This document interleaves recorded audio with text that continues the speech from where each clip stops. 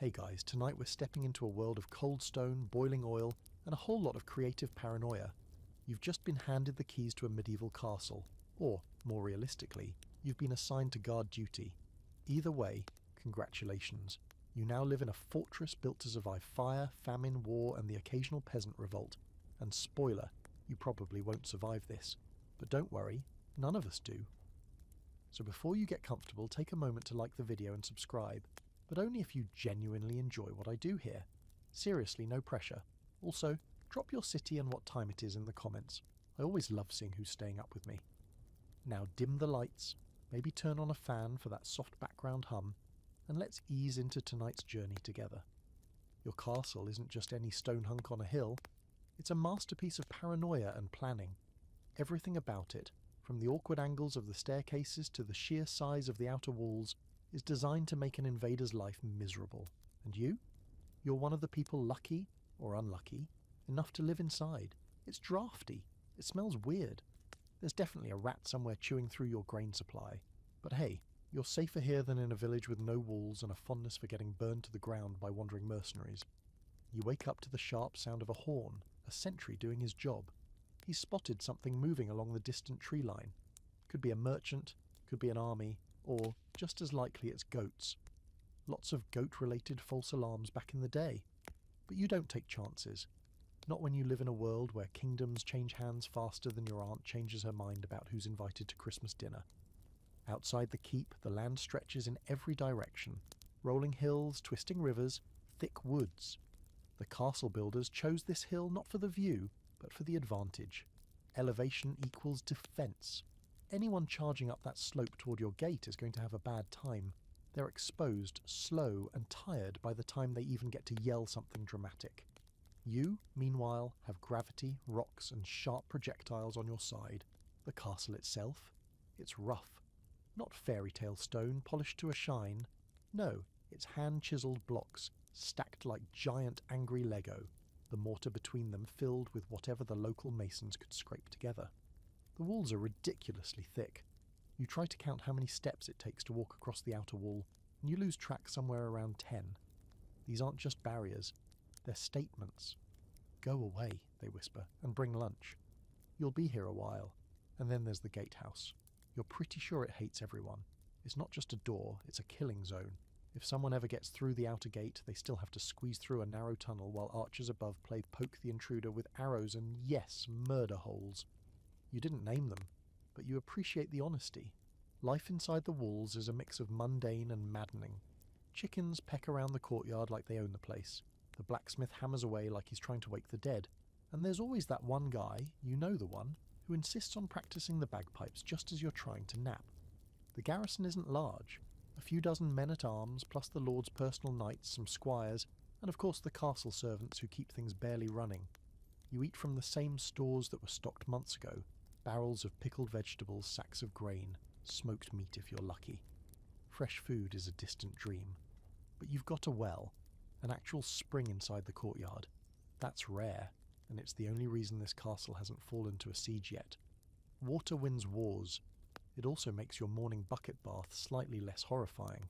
But let's talk paranoia, because medieval castles aren't built with trust in mind. Every window is arrow-slit small. Every passage curves, narrows, or tilts awkwardly, especially the staircases. You ever notice how all the spiral staircases go clockwise up? That's on purpose. It gives right-handed defenders the room to swing swords down, while attackers coming up the stairs get nothing but wall in their face. And that's just the start. The whole castle is a maze of inner walls, courtyards, towers, and fallback zones. If one part falls, defenders retreat and slam shut a dozen iron-reinforced doors behind them. It's defence by exhaustion. The invaders may take the outer courtyard, sure, but good luck finding their way to the keep without being pelted with rocks, or ambushed around a blind turn.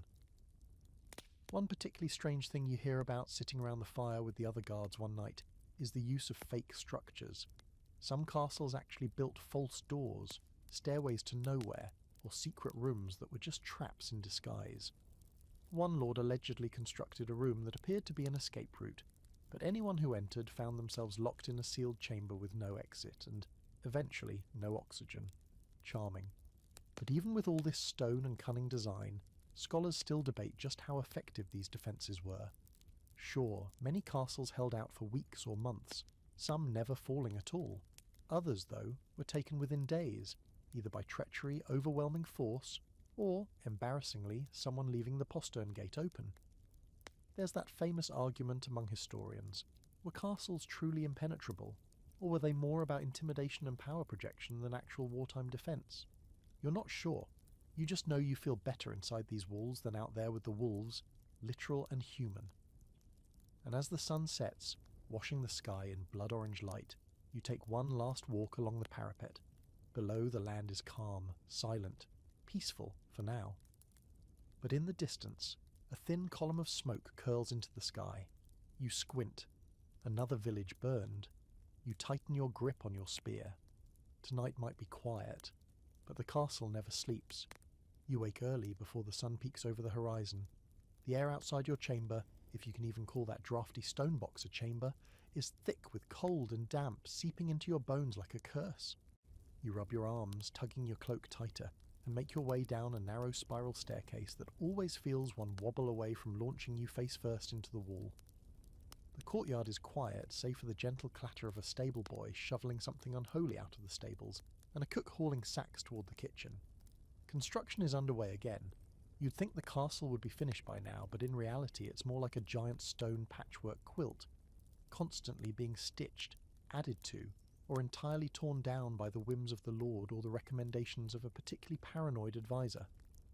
Today, masons work on a new curtain wall extension. Thicker, higher, with a better angle to prevent scaling. You watch them lift rough-hewn limestone blocks using a primitive but terrifyingly effective wooden crane, and you can't help but admire the sheer muscle and grit it takes to build something this big without any modern tech. Just rope, wood, stone, and a whole lot of grumbling. It wasn't always like this. You remember hearing stories, maybe from your grandfather or an old soldier at the tavern, about the earlier days of castles. Back then, they were humble wooden things. A big fence, a wooden keep on a raised hill called a moat, and a courtyard called a bailey. Quick to build, quick to burn. If you had enough men with torches, you could end a siege in an afternoon and be home in time for soup. But wood doesn't last, and people catch on. After enough dramatic losses to flaming arrows and angry raiders with too much free time, the builders got smarter.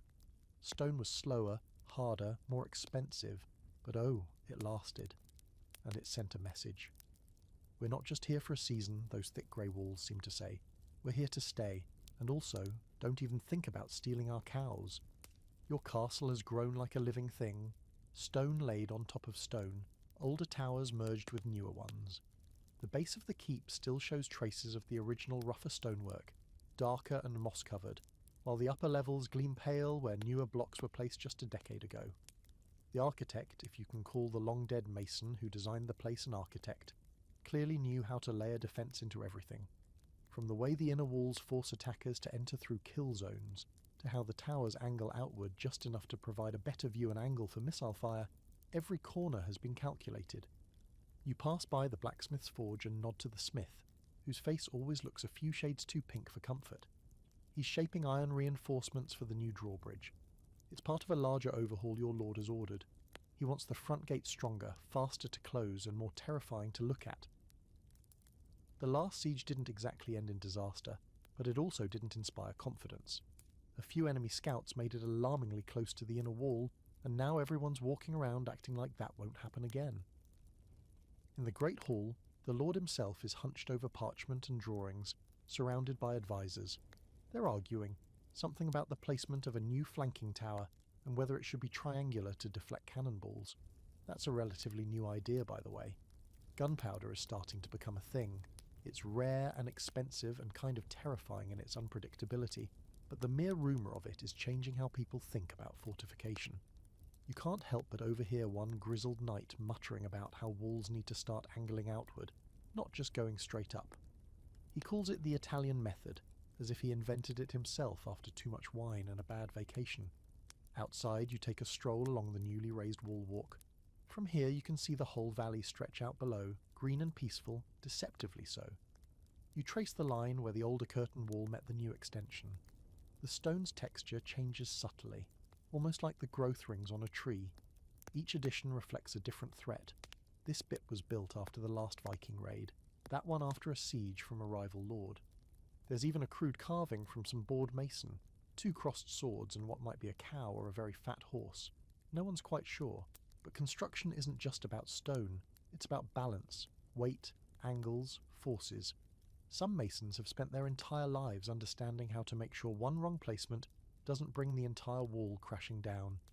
And there are legends, fringe stories, about castles built wrong on purpose. One such tale tells of a lord who insisted the masons weaken a tower from within, creating a hollow column so that, if ever captured, he could collapse it with a hidden lever. Whether or not that's true, no one can agree. Historians love to argue about these things. Did medieval engineers really have that level of subtle sabotage in mind? Or are we just romanticising paranoia? Either way, you walk past that tower a little faster than usual. Back inside, you help stack bundles of arrows in one of the armories hidden behind the Great Hall's tapestry-covered walls. The room is windowless, cool and cramped, lined with weapon racks and crates of ballista bolts. Overhead, the ceiling bears soot marks from a long-ago fire, one that supposedly broke out during a siege when a flaming projectile got lucky. Since then, no open flames are allowed in the armory. Lesson learned. Mostly. Before long, you find yourself helping to haul a load of quarried stone up the southern slope just outside the wall. The path is treacherous, muddy and steep, exactly the kind of route attackers would hate, and that's the point. The castle builders deliberately chose uneven, rugged ground to place their fortress. Steep hills, thick forest, and jagged outcrops all serve as nature's own defences. An army trying to storm this castle would have to navigate mud, dense undergrowth and arrow fire from 100 feet above, all while wearing armour and dodging surprise goat attacks. As you pause to catch your breath, wiping sweat from your brow with a linen sleeve, you glance back at the castle. It looms above you now, walls glowing golden in the afternoon sun, towers catching the breeze like sails and the distant clang of hammers and voices ringing out. It looks eternal, almost holy, like it was always here. But you know better. You helped build it. You've seen the cracks filled with moss, the repairs on repairs, the scaffolding that never quite comes down. Castles aren't perfect. They're evolving, growing, always a little paranoid, always getting ready for the next big storm. And somewhere out there, maybe beyond the forest or hiding in the valleys, someone else is watching it too. Measuring, planning, imagining how to bring it down. Let them come. You're woken by the smell of something foul. Not the usual someone forgot to wash their gambeson foul, but something worse, thick, murky and suspiciously organic. As you stumble out into the courtyard, gagging slightly, the smell punches you in the face again. It's coming from the moat. You know, that charming feature everyone assumes is filled with crystal clear water and maybe a duck or two? Yeah, no. This isn't a scenic pond. This is a defensive trench full of things you're better off not identifying. Moats are the unsung heroes of medieval defence, and they come in 2 delightful flavours, wet and dry. Yours is technically a wet moat, though calling it water is a stretch. It's more like a stew of rain runoff, dead leaves, frog spawn and, judging by the smell, at least one decomposing pig. The trench was carved deep around the base of the outer walls, its purpose brutally simple: keep enemies at bay, slow down siege towers, and make anyone trying to dig under the walls question every life choice they've ever made. The idea is elegant. Invaders can't scale a wall they can't reach, and they definitely can't wheel heavy siege engines through a ditch full of mud, spikes and disease. Yes, spikes. Some castles, including this one, planted hidden wooden stakes beneath the surface, pointing up like a trap for anyone unfortunate enough to wade through. They call it the kiss of the moat. It's not romantic. But there's another layer of genius here. You overhear one of the engineers explaining it to a group of new recruits. See, when the ground is soft and swampy, it becomes nearly impossible to tunnel underneath. And tunnelling is a real threat. Siege engineers often try to collapse walls from below. The soggy trench makes that impossible. That pig floating by, that's not just decay, that's insurance. Historically, moats were sometimes dry, especially in places without reliable water. But don't let that fool you. Dry moats could be even worse. Picture a 20-foot deep ditch lined with sharp stones, stakes, and narrow enough to turn into a death funnel. You fall in, and good luck getting back out before someone drops a boulder on you. Some castles even hid small pits within the moat, covered with foliage, like a particularly violent game of hide-and-seek. Surprise! You've never envied invaders, but staring down into the trench now, watching two men shovel muck and mutter curses about the smell, you feel an actual pang of sympathy. Sort of. But moats are more than just obstacles. They're psychological weapons too. A good moat says, don't even try. It's the medieval equivalent of a barbed wire fence with a beware of dragon sign. You can feel it when merchants or travellers approach. Their eyes widen, their pace slows, some even turn back. The moat announces the seriousness of the place, long before a single arrow is loosed. Of course, there are quirks to moat management, like drainage. One bad storm, and the whole thing overflows, turning the courtyard into a wading pool. There was that infamous time a few years ago when the drainage system got clogged with straw and, rumour has it, a dead jester's shoe, and water breached the wall. A minor flood, but enough to ruin half the storeroom and teach everyone a valuable lesson about medieval plumbing. There is none. Even worse is what happens during a siege. Normally you'd think, great, we've got a moat, we're safe. But once arrows start flying and ladders start rising, the moat turns into a liability for you too. Bodies fall into it. Debris builds up. The water gets fouler than usual, and the smell becomes unbearable. Disease brews like a stew in the sun. During one particularly nasty siege at another castle, something you heard from a travelling knight, the defenders actually dumped corpses into the moat on purpose, hoping the rot would sicken the attackers trying to cross it. Strategy or psychopathy? Scholars still debate. Still, your castle maintains its moat with stubborn pride. A few servants even dredge it every few months to keep the stench manageable, and, if you can believe it, someone once suggested putting fish in it for both food and mosquito control. The idea didn't go well. Turns out carp are not equipped for trench warfare. One strange story you once heard late at night, when the wine was flowing and the guards were chatty, was about a legendary castle said to have filled its moat with quicklime. The powder would burn flesh and blind anyone trying to swim across. Is it true? Hard to say. The logistics alone are questionable, but it's the kind of thing people whisper about to each other, hoping it's real just for how diabolical it sounds. You walk the perimeter, inspecting the narrow wooden bridge leading to the gatehouse. It's retractable, drawn up by chains and gears hidden inside a stone chamber. When the drawbridge lifts, it seals the entrance like a book slamming shut. The wood creaks beneath your boots, solid but aged. You make a mental note to mention it to the carpenter. The last thing anyone wants is the bridge giving out mid-siege. You'd rather not be the guy who lands face first in moat soup during a charge. And then there's that one weird section of the moat that never quite looks the same. It's near the eastern wall, tucked behind a small outcropping. The reeds grow too thick there, and the water bubbles more than it should. Some say there's a tunnel beneath it, an old escape route or secret passage sealed long ago. Others say it's cursed. More likely it's just a spring feeding in from the hillside.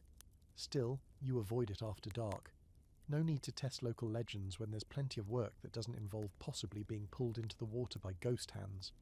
All in all, the moat's a miracle of medieval engineering and an absolute pain to live near. The smell seeps into your clothes. The flies are relentless.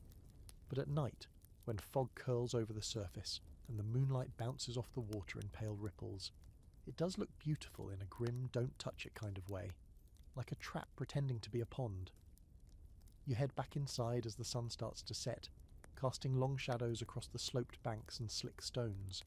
The workers call it a day, wiping sweat from their brows and complaining about the usual, aches, rats, and one guy swears he saw something move in the moat that wasn't a frog. You don't ask for details. Later, as you eat your supper in the hall, you hear the Lord himself mention plans to expand the outer ditch, make it deeper, wider, more protection, more deterrence. Someone jokes about putting crocodiles in it, and everyone laughs, except the Lord. He's already asking where one might acquire such beasts. You take a bite of your salted meat, glance out the small window slit and smile to yourself. Crocodiles. Sure, why not? Add it to the list of nightmares. It's early again, and the sky above your castle is that thick, ominous shade of grey that promises either a drizzle or the kind of storm that washes livestock down hills. You pull your cloak tighter and trudge across the courtyard, where a fresh cartload of timber is being hauled toward the front of the castle. More repairs? Not exactly. Today, you're headed to the Gatehouse, the most suspiciously overbuilt front door in human history. The Gatehouse is the first and last place anyone enters. From the outside, it looks like a glorified stone arch with some fancy towers on top. From the inside, it's a medieval nightmare machine. You've seen travellers approach it cautiously, stepping through like it might bite them. Smart, because it very well might. Let's break it down. The gatehouse isn't just a gate. It's a sequence of traps disguised as architecture. First, there's the drawbridge, which gets lifted by a pair of counterweights that are so old and heavy, you half expect them to collapse through the floor. Then, once the bridge is up, there's a spiked iron portcullis that can drop in an instant, like the worst kind of guillotine. But say someone survives that, they still have to deal with a second portcullis deeper in. Double gates, because trust is for fools. You walk into the central passageway, the tunnel between the two gates. It's narrow, echoey, and chilly, even when the courtyard outside is warm. High above, there are arrow slits and trapdoors, murder holes, to use the charmingly honest term. Guards can rain down arrows, rocks, or hot sand depending on the mood. Boiling oil, not as common as people think, mostly because oil is expensive, but boiling water, heated sand, or quicklime. Absolutely. There's a dark patch on the stone floor here that never quite fades. The older guards say it's where someone once tried to charge through during a siege and ended up getting turned into a learning opportunity. You've never asked for more details. Some things are better left to imagination, or nightmares. The genius of the gatehouse is its use of space. It traps invaders between obstacles, slowing them, confusing them, forcing them to bunch up. You can't rush a gatehouse. You get funneled, shoved shoulder to shoulder, and then picked off from above like ducks in a barrel. If the outer gate falls, defenders can retreat to the inner gate and hold that position for hours, even days. You've drilled this. You've practiced sprinting to your assigned spot when the alarm sounds, and you've practiced what happens if the outer portcullis fails, which mostly involves panic and a lot of shouting. There's also a secondary gate tucked off to the side, a postern gate meant for sneaky exits and emergency access. It's tiny, low, and easy to defend. Only a handful of people even have keys to it. During the last inspection, you heard the captain threaten to wall it up entirely after discovering that some clever apprentice had been using it as a shortcut to meet a girl in the village. Romance in a castle? Bold, risky, smelly. One thing you've come to appreciate about the gatehouse is how it manages to be both over-engineered and wildly uncomfortable. The stairs are steep, the floors creak, the defensive machinery takes at least 4 grown men to operate correctly, and even then, the chains groan like something alive. Once, a noble guest from the city came to visit and joked that it was like being swallowed by a stone monster. No one laughed, mostly because that's a fair assessment. From up top, inside the gatehouse tower, you have a clear view down into the killing zone. It's one of the best views in the entire castle, and one of the least relaxing. You lean against the crenellated wall and look out toward the road leading up the hill. It's empty now, just a muddy line cutting through the forest. But you've seen it crowded before.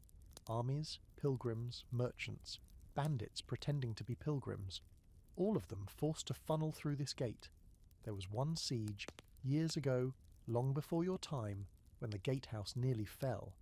The attackers brought up a battering ram shaped like a snarling boar, complete with iron tusks.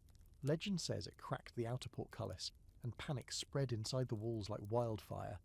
But then a young engineer, some local genius with a hammer and a death wish, triggered a rockfall from the murder holes and crushed the ram flat.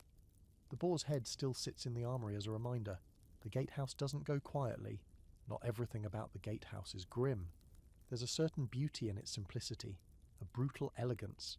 Every stone, every angle, every little detail screams function over comfort. Even the artwork, if you can call it that, is practical.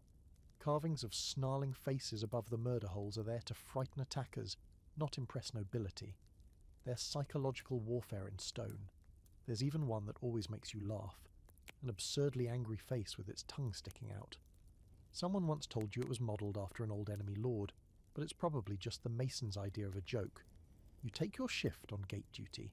That means pacing, watching, and resisting the urge to stab yourself with boredom. Most days, nothing happens. You listen to the wind whistle through the slits, the distant clang of blacksmiths, and the occasional shout from the kitchen about stolen bread. But then, every so often, a figure appears on the road, and everything tightens. Today it's just a farmer bringing grain. Tomorrow it could be a scout, or worse, a herald bearing terms of surrender, or threats. You've seen those too.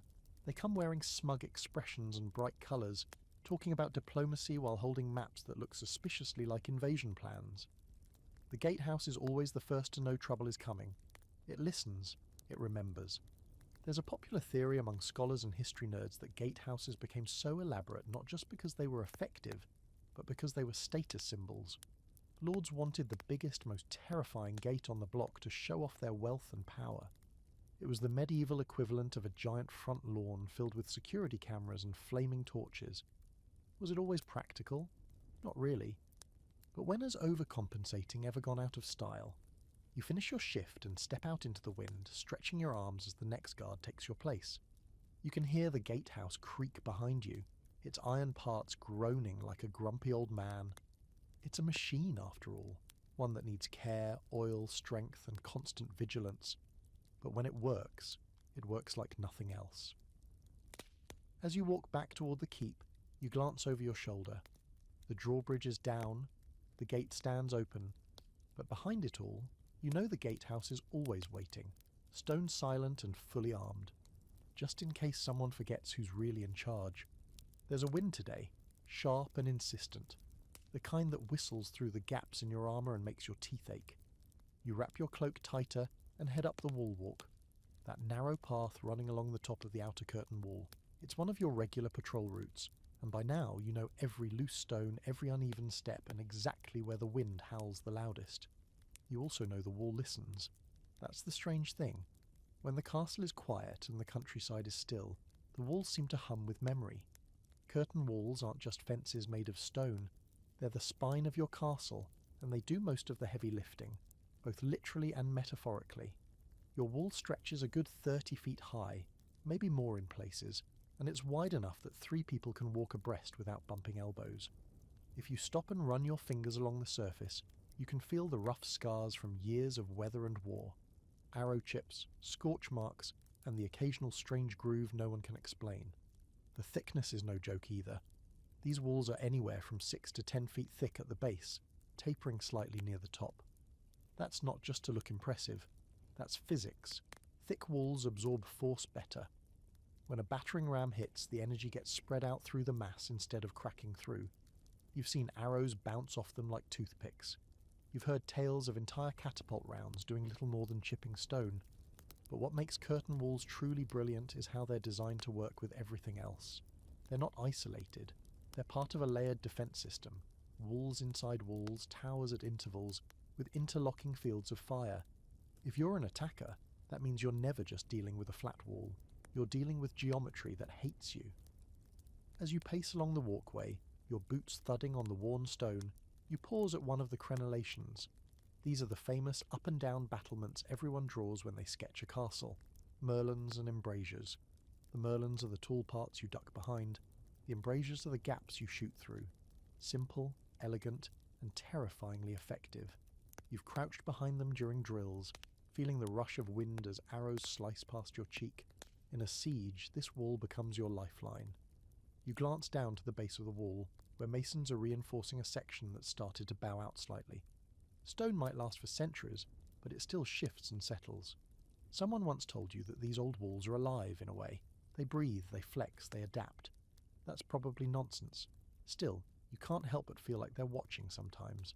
Some curtain walls, especially in wealthier or more strategically important castles, have a second wall outside the first, creating what's called a concentric defense. That means attackers have to fight through an outer wall before even touching the inner one. It's a nightmare scenario if you're the one holding the ladder. You might take the first wall only to find the second raining down arrows, boiling liquids, or other creative horrors. There's a grim beauty in that kind of efficiency. And then there's the concept of the flanking fire. No part of the wall is ever left unguarded by another part. The walls are designed with projecting towers that let archers shoot along the face of the wall, not just out toward the field. So if someone tries to sneak up close, they're met with arrows from the side. The closer you get, the more angles you expose yourself to. It's like trying to approach a hedgehog covered in crossbow bolts. Today, you're checking the repairs along the western wall. This side faces the forest, dense, dark, full of birds and the occasional boar. Also, historically, bandits. One of the old-timers claims that a group of raiders once tried to scale this wall using a tree they chopped down and dragged for a mile.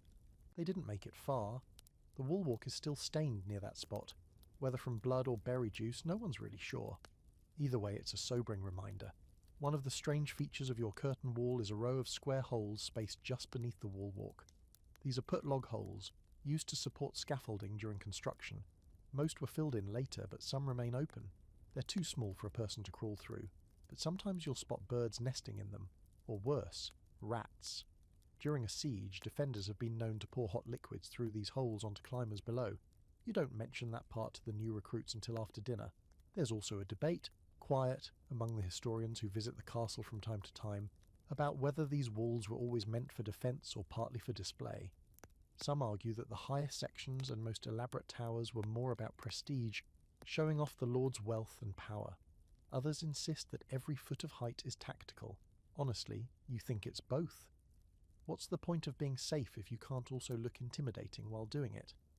Another quirky fact you learned during winter repairs: some medieval castles embedded odd items inside their walls during construction. Shoes, bones, coins, even, supposedly, the occasional cat. Why? Superstition, protection, or just bored workers with dark senses of humour? No one really agrees. You found a worn leather boot yourself once, wedged behind a broken stone, and it's now hanging on a nail in the guard barracks, officially designated Sir Kix-a-lot. You climb one of the towers along the curtain wall and take a moment to look out over the landscape. The view is breathtaking. The woods stretch to the horizon, and to the north, a river winds like a silver ribbon through a patchwork of fields. In peacetime, this view is peaceful, but in wartime, it's a gauge. From up here, you can see movement long before it arrives. You can count enemy tents, watch supply lines, and track siege weapons inching closer. This tower, this wall, is your early warning system. As the sun begins to dip behind the hills, casting long shadows across the courtyard and lighting the top of the wall in warm gold, you run your hand along the parapet. The stone is cold but solid. It's held off enemies, storms, and time itself, and now it's your turn to guard it. You glance down again. Somewhere out there, someone might be planning to breach this wall, to bring it down with fire or steel or sheer audacity. But they'll have to get close first, and even then, even if they reach the base, they'll have to deal with the height, the archers, the murder holes, the crossfire, and the sheer crushing weight of stone designed with one purpose: to hold. So you stand a little straighter, you adjust your belt, and as the wind picks up again, howling through the crenellations like a ghost with complaints, you whisper a quiet challenge to the horizon. Come and try. You start your day climbing. Not the slow, polite climb of a tower staircase, but a lung-burning, leg-aching vertical crawl up the tight spiral of the southern watchtower. Each step is uneven, each one a little too steep, and the stone underfoot is slick with centuries of wear. Somewhere above, someone's dragging a crate of arrows, the sound echoing like thunder in a well. You pause halfway, panting, and remind yourself why these towers exist in the first place.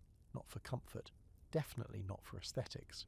They're here to give the defenders something the enemy can't have: the high ground. You reach the top with a final grunt, stepping onto a cramped stone platform that feels just slightly too small for a human being with a full set of limbs.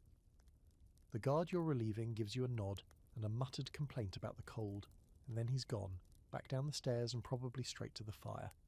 You settle in, adjusting your cloak and peering through the narrow opening in the wall, one of several arrow loops that give the tower its iconic look and its primary purpose. Towers are, without exaggeration, the beating heart of your castle's defence system. They're more than just tall blocks of stone. They're strategic eyes, ears, and fists. From up here you can see everything: the fields, the forest, the outer road, and, if the weather's clear, the distant shimmer of another castle on the horizon, belonging to a lord who might be friend, enemy, or just an indecisive ally, depending on the latest gossip. The positioning of the towers isn't random. They're spaced just enough along the curtain wall to allow overlapping fire, meaning if someone tries to scale the wall between them, they'll be pelted from 2 or more angles. That's a problem for anyone who values their internal organs. Each tower is like a mini fortress, complete with its own supplies, arrow slits, small ballistae if you're lucky, and murder holes in the staircases because medieval architects had trust issues. Fair. You lean against the wall and glance around. The The tower's interior is cramped and simple: wood planks, a few benches, and a barrel or two for supplies. Someone's carved a crude face into one of the beams, a scowling knight with a nose like a turnip. You've spent hours here before, especially during harvest season when tensions run high and everyone expects bandits to make their yearly guest appearance. The solitude can be maddening. You once counted bricks for 2 hours just to stay awake. There were 847 before you gave up, but then there are moments when the towers become the most important place in the entire castle. Like during a siege, you flash back to last winter when a group of mercenaries decided they'd test your defences. Nothing major, a probing attack. But from this very tower, you watch them advance, try to flank the southern wall, and get chewed up by arrows from the tower to the east. The look on their faces when they realised they were in a kill zone, boxed in and exposed, was something you'll never forget. That's when you learn the towers don't just watch, they bite. Most of the arrow slits or loops are tapered, narrow on the outside, wider on the inside. That allows you to move your bow or crossbow within a wider arc, while still being almost invisible to anyone shooting back. It's a beautiful design, simple, deadly, and wonderfully frustrating if you're on the receiving end. And it's surprisingly effective at dealing with ladder assaults. Try climbing a wooden ladder while arrows rain sideways from 30 feet up. The results are somewhere between tragic and comedic. Today, you're not expecting trouble. You pass the time adjusting the weapon stockpile up here, double-checking the arrows, restringing a bow and kicking a rat out of the food crate. The sun's trying to break through the clouds now, and the view from the tower is spectacular. The world below is green and quiet. Smoke curls from the chimneys in the village. A line of carts winds up the road, bringing supplies, or gossip, or both. Peaceful for now. You glance up and notice something strange. A narrow ledge running around the outside of the tower, barely wide enough to stand on. It's part of the machicolations, stone projections with openings through which defenders can drop rocks, boiling water, or less charming substances. You once heard of a siege where defenders dumped fermented animal guts through the machicolations. Whether it was effective or just deeply unpleasant is still debated. But tower design isn't uniform. Some towers are round, others square.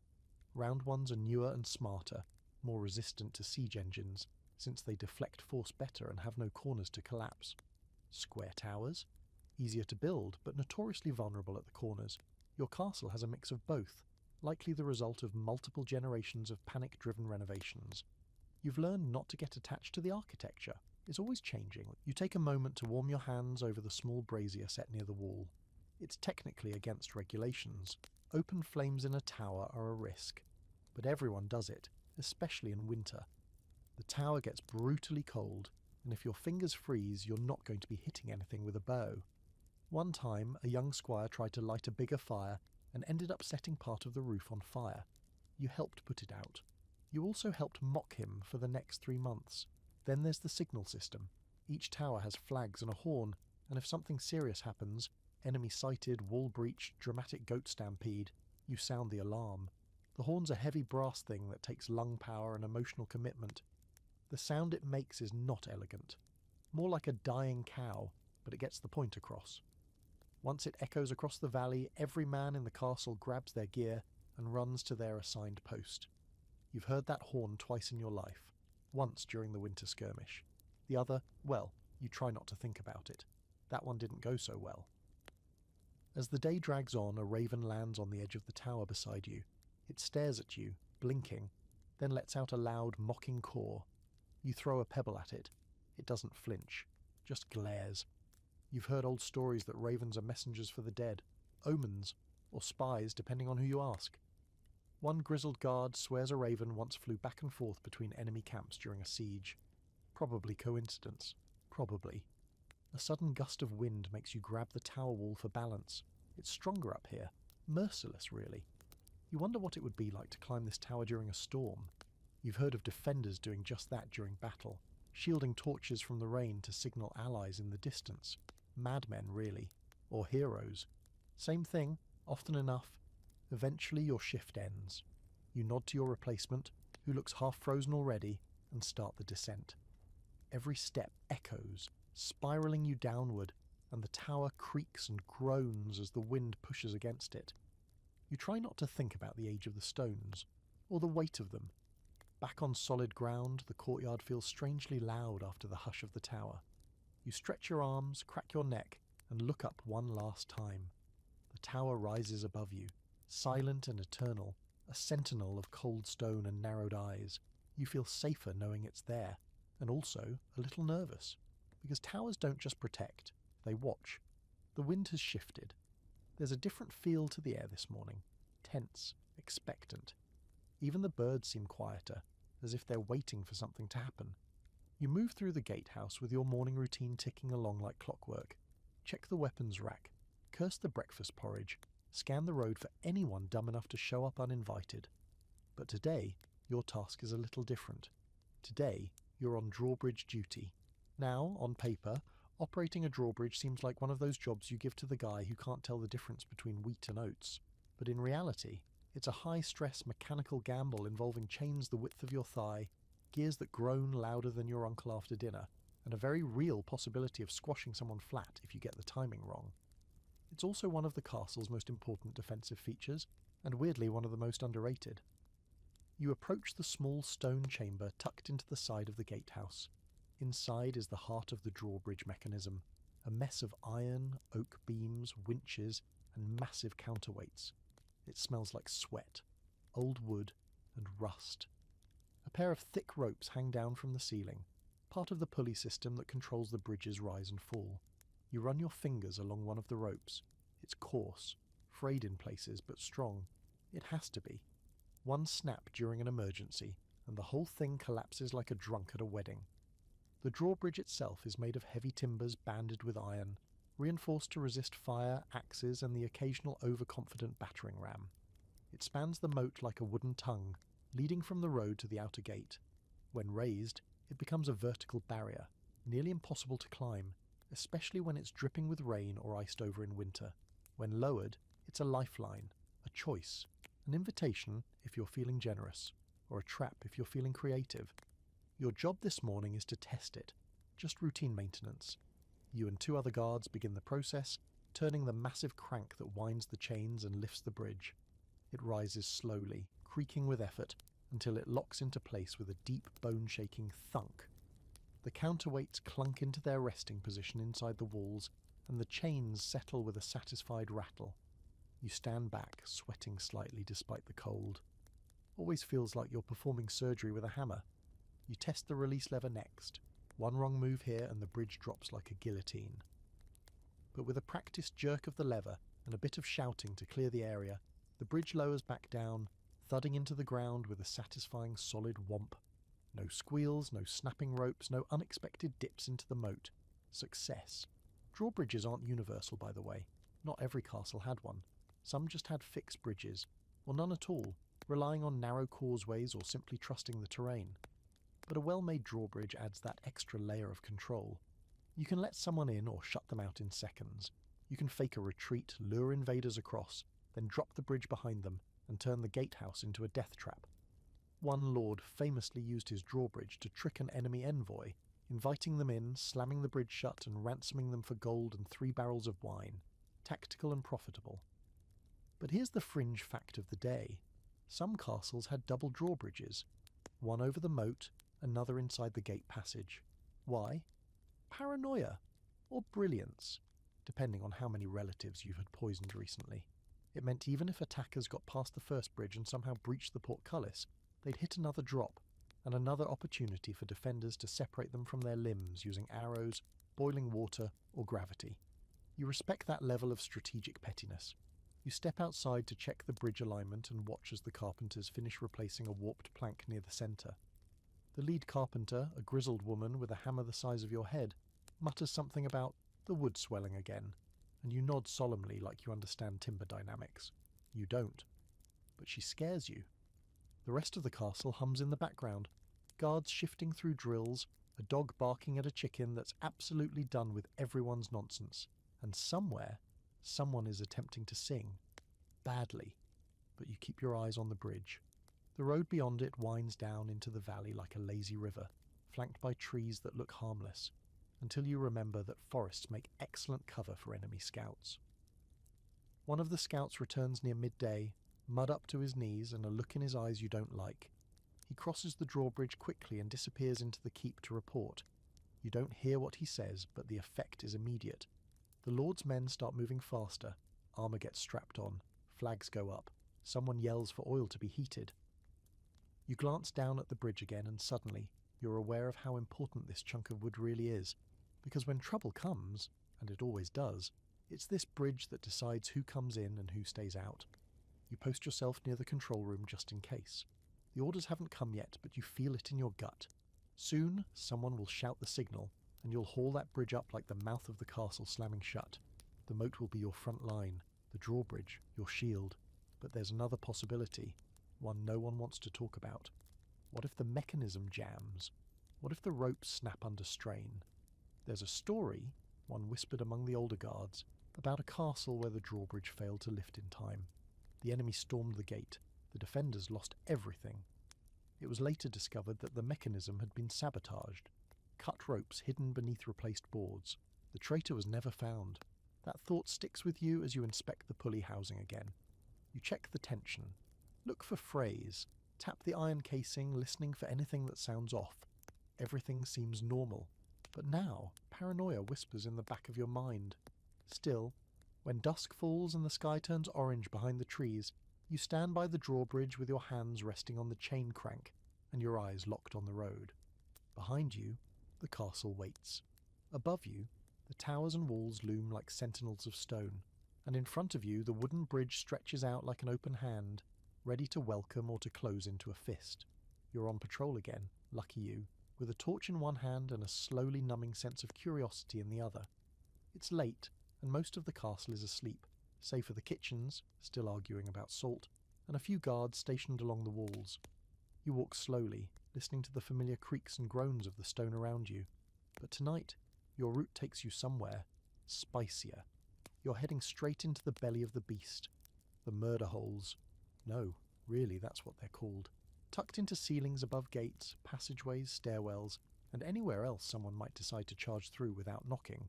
Murder holes are medieval architecture's answer to the question, how can we make walking indoors more dangerous than being outside during a storm with a sword stuck in your leg? You duck through a narrow archway inside the gate passage, torch flickering in the damp air, and enter the long, vaulted corridor between the outer and inner gates. High above your head are the holes, dark, round, and unsettlingly silent. Some are no wider than your fist, others could easily fit a human skull. You try not to think about the fact that, historically, some of them may have done exactly that. Murder holes weren't there for decoration. During a siege, if attackers broke through the first gate or forced their way into the passage, they'd find themselves trapped in this narrow gauntlet with angry defenders above, and what came next depended on just how creative, or petty, your castle's garrison felt that day. Rocks, a classic. Bricks, effective. Boiling water, surprisingly popular. Boiling oil, not so much. Oil was expensive and valuable. Wasting it on invaders was like setting your paycheck on fire just to make a point. What did get used more often was heated sand. Think about it. A bucket of fine, dry sand, roasted until it's hot enough to cook bread, poured through a hole onto a soldier wearing metal armour. That stuff gets everywhere, into joints, under helmets, inside gloves. You scream, you flail, you fall, if you're lucky. You reach the murder hole chamber, a small room positioned directly above the gate passage, and set your torch in a wall sconce. It's cramped, with a low ceiling and slanted floor, designed so that anything you pour through the holes naturally slides down and out. There are buckets stacked against one wall, empty now, but marked for different uses. One has a faint label, water, not drinking. You don't ask. There's a wooden lever beside one of the holes rigged to drop a plank and unleash whatever's behind it. The trap has been deactivated, but you can see the old charring on the stone where something flammable was once poured through. One of the veterans told you they once used a mix of pitch and tar during a skirmish. The smell alone cleared the passage faster than a full assault. You kneel by one of the holes and peer through it. Below, the corridor is empty, quiet, cold, but you imagine it filled with armoured soldiers, pressing forward, trapped between the raised portcullises. You picture them trying to lift shields overhead while hot liquids or burning pitch come cascading down like a divine punishment. This room, this simple chamber above the gate, becomes the ultimate equalizer, gravity turned into a weapon. Not all murder holes are this straightforward, though.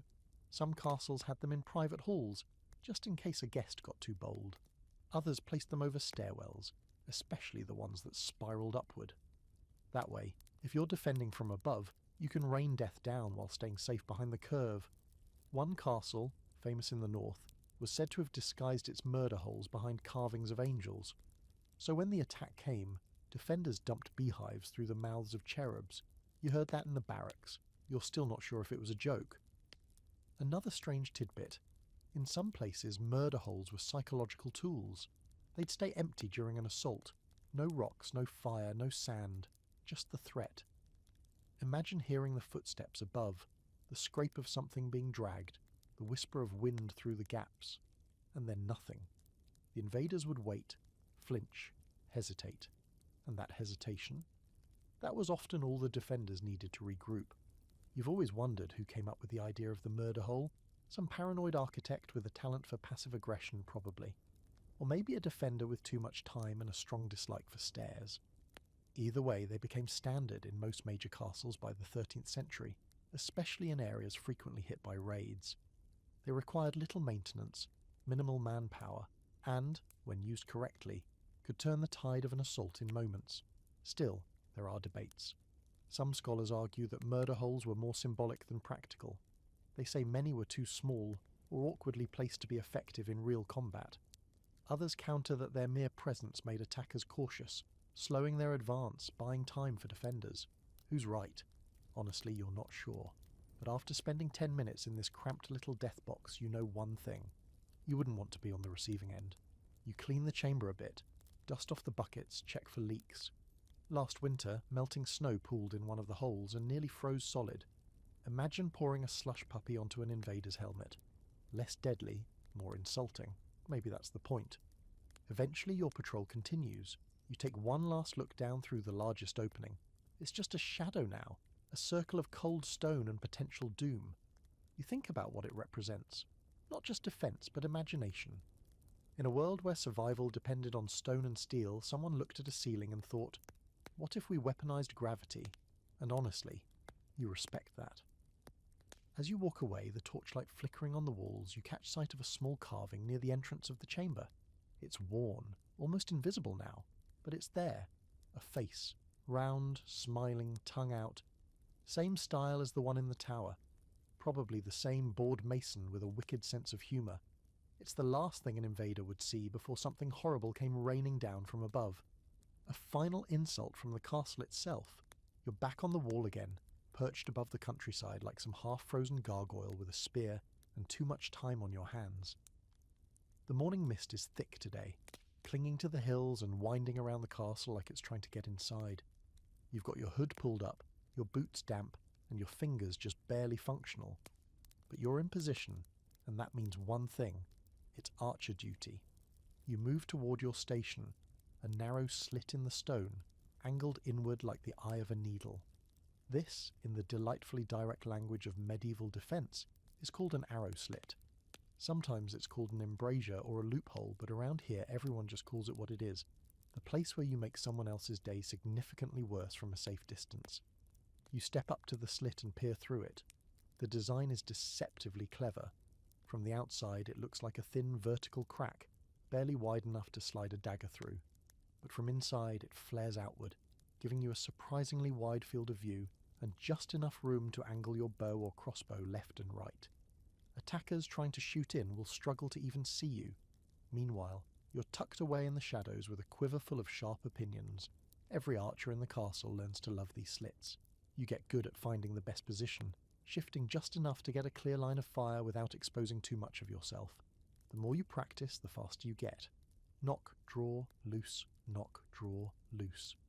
Your rhythm becomes its own kind of music, if music included the occasional scream and heavy thud in the dirt below. During peacetime, the arrow slits are just another part of the wall, gathering dust, collecting spiderwebs, and offering a nice breeze when the sun hits just right. But when things get tense, when the lookout starts squinting at the tree line or the captain starts assigning night shifts with no explanation, these slits become sacred spaces, silent, watchful, waiting. You shift your weight and rest your hand against the stone. It's cold, rough, worn smooth in places where generations of archers like you leaned in with bowed heads and itchy fingers. You imagine them, long dead, nameless, but still part of the rhythm of the place. Someone stood here before you. Someone will stand here after, hopefully with better boots. Arrow slits aren't random. They're placed with care, positioned to cover every approach to the castle. They're especially dense around gates, corners and courtyards, where attackers are likely to bunch up, and they're staggered at different heights, some low for kneeling shots, others higher for standing volleys. It's all about creating overlapping fields of fire, giving the castle's defenders the advantage of angles. You might not have superior numbers, but you've got geometry. You duck your head and take a seat on a wooden stool tucked behind the slit. From here, the outside world is reduced to a single, narrow frame. You see part of the road, the edge of the moat, a sliver of forest.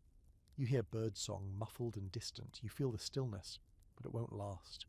You remember the last time this slit saw real use. Years ago, during a skirmish with a band of mercenaries who underestimated how annoyed a castle garrison can get after 2 weeks of rain and bad stew. You stood right here, your heart pounding, watching them creep forward under cover of night. They tried to rush the outer gate in silence, thinking the fog would hide them. It didn't. You picked off 2 before they even knew what was happening. One fell into the moat, the other crawled away screaming. You still remember the way his helmet rolled down the hill. One of the more obscure bits of trivia you've picked up from the castle's master-at-arms is that arrow slit design varied wildly between cultures and time periods. Some were just vertical slits. Others had cross shapes allowing vertical and horizontal aiming. Some were curved or angled or even disguised. In certain castles the slits were built into statues, arrow fire from a stone saint, the ultimate divine insult. But of course, not everyone loves arrow slits. Some historians argue they were overrated, that in full-scale sieges they didn't make as big a difference as people like to imagine. Visibility was limited, aim was tricky, and attackers could eventually learn the patterns. That's not wrong. You've seen cocky archers lean too far out, only to catch an arrow in the eye. But here's the thing, it's not about perfection, it's about balance. Enough of these slits, well placed and well used, can break the back of an assault. You shift your position, stretch your legs, and try not to think about how much your back hurts. The hours crawl by. You watch clouds drift, the trees sway, and distant birds circle like lazy vultures. Just as your mind starts to wander, you hear it. A distant rustle. Not wind, not birds. Something moving through brush. You tense up, lean into the slit and scan the horizon. There. A shadow moves between trees. You can't make out details, but it's not alone. A second figure appears, then a third, then more. It's not an attack. Not yet. But it's a scout party, no question. You've seen enough patrols to recognize the body language. They're testing your response, mapping your walls, counting your towers. You signal the guard on the next tower over, who sounds a low warning bell. The castle starts to stir. You stay at your slit. You don't blink. You don't move. Later, when the sun sets and the scouts are long gone, the captain calls for readiness. The archers are assigned their posts. The arrow slits are cleaned, weapons distributed. You refill your quiver and settle back into your station. You feel the calm tension in your chest, that strange mix of fear and purpose. You're not just a man in a hole with a bow. You're part of something larger, one eye in a wall full of eyes. The night deepens, the mist returns, and you wait. You wait with your cheek against the cold stone and your fingers wrapped around the familiar curve of your bow. Because when the time comes, when the shouting starts and the ladders rise, it'll be through this narrow slice of world that you remind the invaders. This castle bites back. The signal comes just before dawn, when the sky is still caught in that half-light between night and morning. A pale, shivering grey that makes everything feel distant and not entirely real. One of the towers sounds a single sharp blast from the horn, not the full siege alarm, just a warning. But that's enough to set everything into motion. You're already moving before the second echo fades. You grab your kit and head straight to the wall, passing other guards who are doing the same. No one speaks. There's a strange calm that takes over in moments like this. A kind of quiet, practiced panic. Every boot knows where it's supposed to go. Every weapon knows the hand it belongs in. You've drilled this scenario dozens of times, but drills never come with the smell. That metallic edge in the air. The smoke. The distant rhythmic thud of siege equipment rolling toward you. You reach your station at the eastern curtain wall just in time to see the first hint of movement beyond the tree line. Figures in armour, shields glinting faintly, then more, rows, lines, banners, siege ladders stacked in carts. There's no mistaking it. This isn't a skirmish or a show of force. This is the real thing, a full siege. The captain appears beside you barking orders. Archers to the wall, spearmen to the courtyard, oil to be heated. He checks the visibility, spits in the dirt and mutters something about how it's always a cloudy bloody Tuesday. Then he vanishes into the chaos, leaving you and your squad staring out at the swelling tide of enemies lining up outside your gates. Sieges are not glamorous. They're long, they're slow, they are the most uncomfortable, soul-draining, bladder-torturing kind of waiting game there is. From the moment you spot the enemy to the first real attack, hours, sometimes days, can crawl by. But that doesn't mean nothing's happening, because the moment a siege begins, your entire world shrinks to a list of priorities: food, water, fire, morale, and defence. The drawbridge is raised, the portcullis is locked, guards double-check that no one left the postern gate open because that's how castles fall, and reputations get ruined. The outer walls are manned with archers and crossbowmen, their quivers full and their expressions hard. Below, the kitchens are already rationing food. The well is being guarded like it holds gold, and someone, somewhere, is already counting how long you can last if help doesn't come. You're stationed on the wall above the main gatehouse. From here, you have a front row seat to the enemy's preparations. Siege towers are being constructed from pre-cut timber. Ladders are laid out in rows, each one a little too long for comfort. You spot what might be a trebuchet being assembled near the tree line. It's far enough off for now, but once it's functional, things are going to get a lot more exciting. And by exciting, you mean terrifying. You're also keeping an eye out for sappers. Siege engineers often try to undermine walls, literally, dig tunnels beneath the curtain wall, fill them with flammable material, and then set the whole thing on fire. If the burn is right, the wall collapses. It's slow work, risky, and loud. But it works. Your castle has been reinforced against such tactics, with deep stone foundations and a moat too soggy for reliable tunnelling. Still, you're listening. The first assault comes not long after midday. It starts with a wave of arrows, mostly inaccurate, but noisy. Then the first group charges. It's not a full assault, just a test. They rush the gate, carrying ladders, shouting battle cries that are more for themselves than for you. From your position, you can hear the shuffle of their boots, the clang of their shields, the way they hesitate when the first arrows slice down from your archers. Your bow is in your hands before you realise it. You draw, aim, loose. Again. Again. You're not even thinking, just reacting. The noise rises like a storm. Yells, whistles, the thunk of arrows hitting wood or armour or worse. You see one of the enemy soldiers raise a ladder and start to climb. You aim for the third rung. He falls, taking the ladder with him. You don't cheer, you just knock the next arrow. The attackers don't break through. Not yet. They fall back, dragging the wounded, leaving a few behind. It's messy, ugly, fast, and then it's over, for now. The captain walks the line, checking faces. You count arrows. You try not to think about the man who screamed the longest. There's already a blood stain on the stones beneath your feet. No one cleans it. You head down to the courtyard to eat, but your appetite is gone. The stew tastes like regret, and the bread could break a tooth. You eat anyway. You have to. You hear someone joking about how the enemy's banner looks like a dead chicken, and you laugh. Too loudly, too fast. That's what stress sounds like. Later, as the sun begins to dip and the sky turns the colour of rusted iron, the enemy starts to build. You can see them erecting their siege towers. Tall, hideous wooden things that roll on wheels and carry death inside. One is already half finished. They'll be back tomorrow. Stronger, smarter. That night you can't sleep. You lie in your bunk and stare at the ceiling, counting the cracks in the stone and listening to the muffled conversations drifting through the hall. You hear someone sobbing quietly. You hear someone praying. You consider both and do neither. Instead, you sit up, pull your boots back on, and return to the wall. The world outside is quiet again. The enemy camp glows with small fires. You watch, wondering who's awake out there, who's watching you, who's waiting for their orders. This is the beginning. The siege has truly started, and your castle, old and cold and impossibly stubborn, is ready. Dawn breaks over the horizon like a bruised eye opening. red, swollen and promising pain. You're already up, armour half fastened, hair sticking to your forehead, and hands still stained from the night before. There wasn't a second wave during the dark hours, just watching, listening, trying not to fall asleep on your feet, while the torches burned low and everyone tried not to think about how bad it was going to get. But now the sun's rising, and with it comes the next phase of the siege, escalation. You can feel it in your bones. Something is about to happen, and then, like clockwork, it begins. A series of sharp staccato clangs rings out from the enemy camp. At first, you think it's just hammering, more siege towers going up.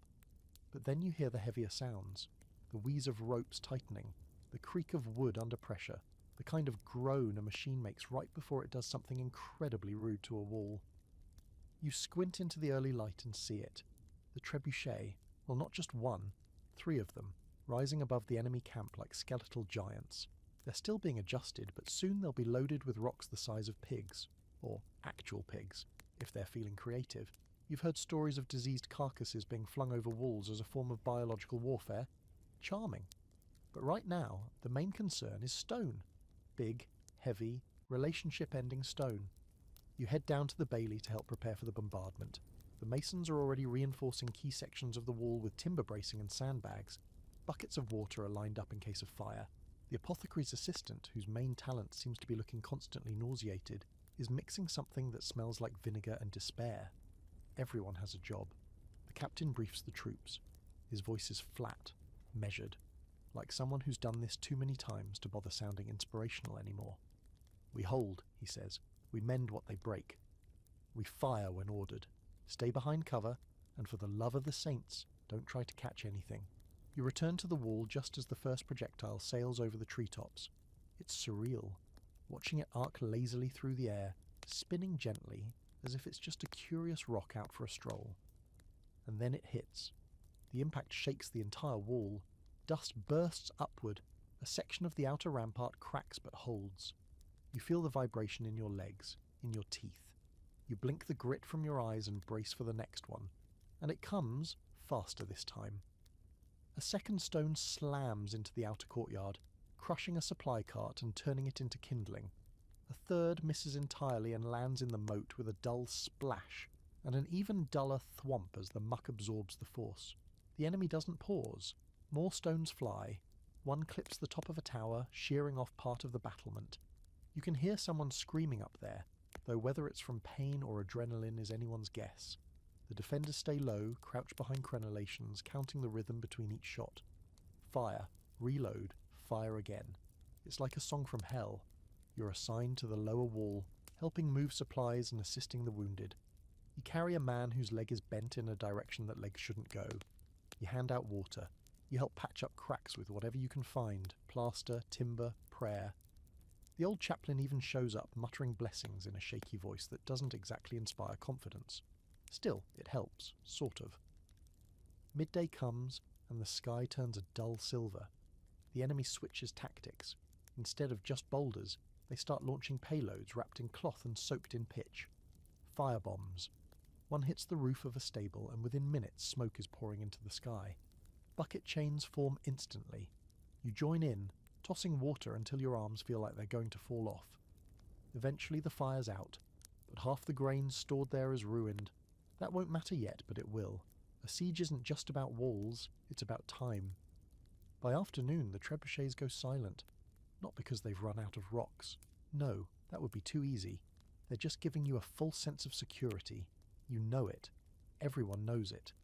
The silence is worse than the bombardment. You sit against the wall, drinking lukewarm water, listening to the crackle of fires still smouldering, and the quiet weeping of a servant girl who was nearly crushed when the bakery roof collapsed. Someone tries to lighten the mood by pointing out that at least they didn't launch plague victims. Yet, another guard mutters, because yes, that is a thing that happened. In some sieges, especially during outbreaks, attackers would catapult the dead over the walls, corpses riddled with disease, not just to kill with trauma, but to contaminate everything: food, water, air. You'd laugh. But it's hard when you're thinking about how fast dysentery spreads in cramped quarters. You climb to the tower near the gatehouse for a better look. From there you see the trebuchets being reloaded with something large, but not stone, something wrapped, something suspiciously bovine-shaped. The captain sees it too. He mutters a curse and calls for the apothecary. There's a chance it's just meant to scare you. But if it's a diseased animal, and it lands near your water source, you don't want to think about that. There's a small scholarly debate about whether the biological weapons of the medieval world were actually effective or just grotesque theatre. Some historians argue that disease was just as likely to spread within the attacking army due to poor hygiene and open latrines. Others believe these tactics had a major psychological impact, shattering morale, terrifying the defenders into surrendering rather than risk infection. And honestly, you can see both sides.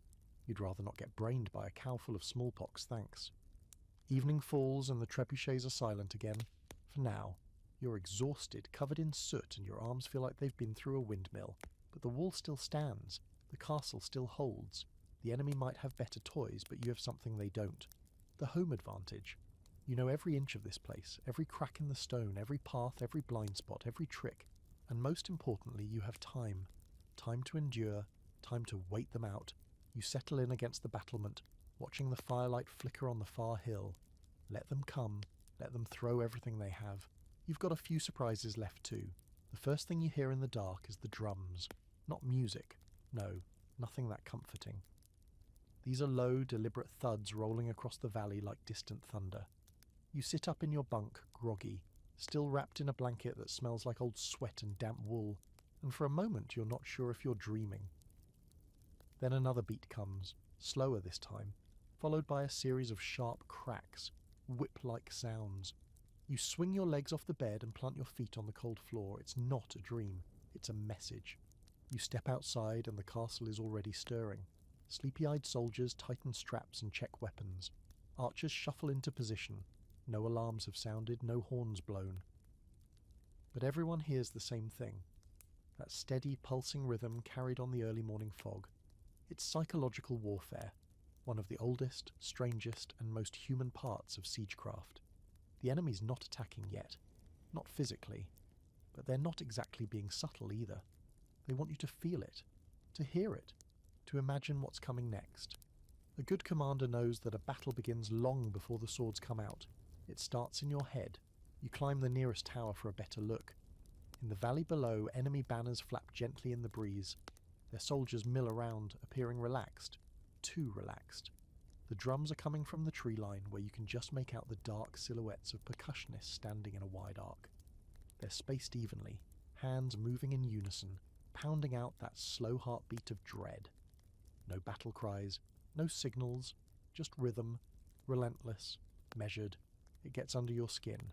You glance at the men beside you. One is clutching a rosary. Another just mutters, "Not again," under his breath. You've heard stories from older veterans about this. Armies who marched into war with musicians leading the way. It wasn't just to boost morale for their own side. It was to wear down the enemy. You start imagining the worst. Your ears start picking up sounds that might not even be real. Was that a horn? A scream? A whisper? The captain arrives shortly after, his face like stone. He says nothing about the drums, just reminds you all to stay sharp. Don't let your mind wander. They want fear, he says. Don't give it to them. But of course you do. You remember tales of other sieges, some real, some probably exaggerated beyond recognition, where the attackers used all kinds of tricks to rattle defenders. Nighttime chanting, mocking songs, banners soaked in blood and displayed upside down, messages tied to arrows and shot over the walls. One particularly creative warlord once catapulted decapitated heads into a castle courtyard, each one with a note stuffed in its mouth. "Surrender now, or join us," it said. The defenders didn't surrender. They did vomit, though. Here, it's more subtle. As night falls again, the enemy camp comes to life in strange ways. Fires burn a little brighter. Shadows move a little too quickly. At one point, you swear you see a figure in a white robe standing on a hill, arms raised to the sky. Some kind of ritual? A priest? A very dramatic cook? No one knows. And then the voices start. It begins with laughter. Low and cruel, carried on the wind, it drifts into the castle like smoke, sour and persistent. Then come the shouts. Nonsense mostly. Words you don't recognize. Mocking chants. A man screams a name over and over, someone you've never heard of. Or maybe you have. Maybe it's one of your own.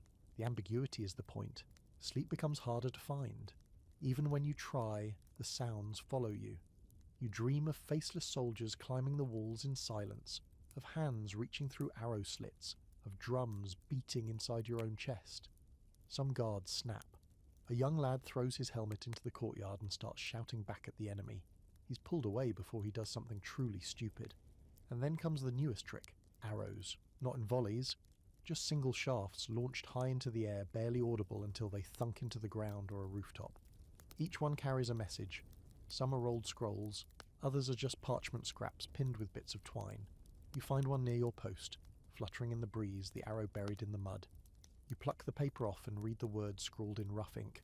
Your lord is already negotiating. You're dying for nothing. It's not true, probably, but it doesn't have to be. All it has to do is plant a seed. Some of the messages are more graphic. Descriptions of what happened to castles that resisted. Promises of mercy, if you open the gate before sunrise. Even drawings. Crude, terrifying sketches of what they'll do to you if you don't surrender. You keep those ones out of the reach of the younger recruits. The captain orders the arrows collected and burned. Don't read them, he says. They're poison. But everyone reads them. Everyone wants to know what the enemy thinks of you. Everyone wants to know if they're bluffing, or if they know something you don't. By now, the mood inside the walls has shifted. You still hold the high ground, the thick walls, the strategic advantage. But something intangible has changed. It's in the way people glance at each other, in the silence at the evening meal, in the fact that no one is laughing anymore, not even the cook, who once made jokes about rats being just crunchy bacon. You start to understand why psychological warfare was such a powerful tool. It's invisible, it's cheap, and it multiplies itself. One doubt breeds two. Two become a whisper, and whispers spread faster than fire. But this castle, it's been through worse. You know it. You can feel it in the stones beneath your feet. The walls aren't just tall, they're stubborn. They've outlived warlords, kings, and plagues, and they've heard every threat, every trick, every taunt before.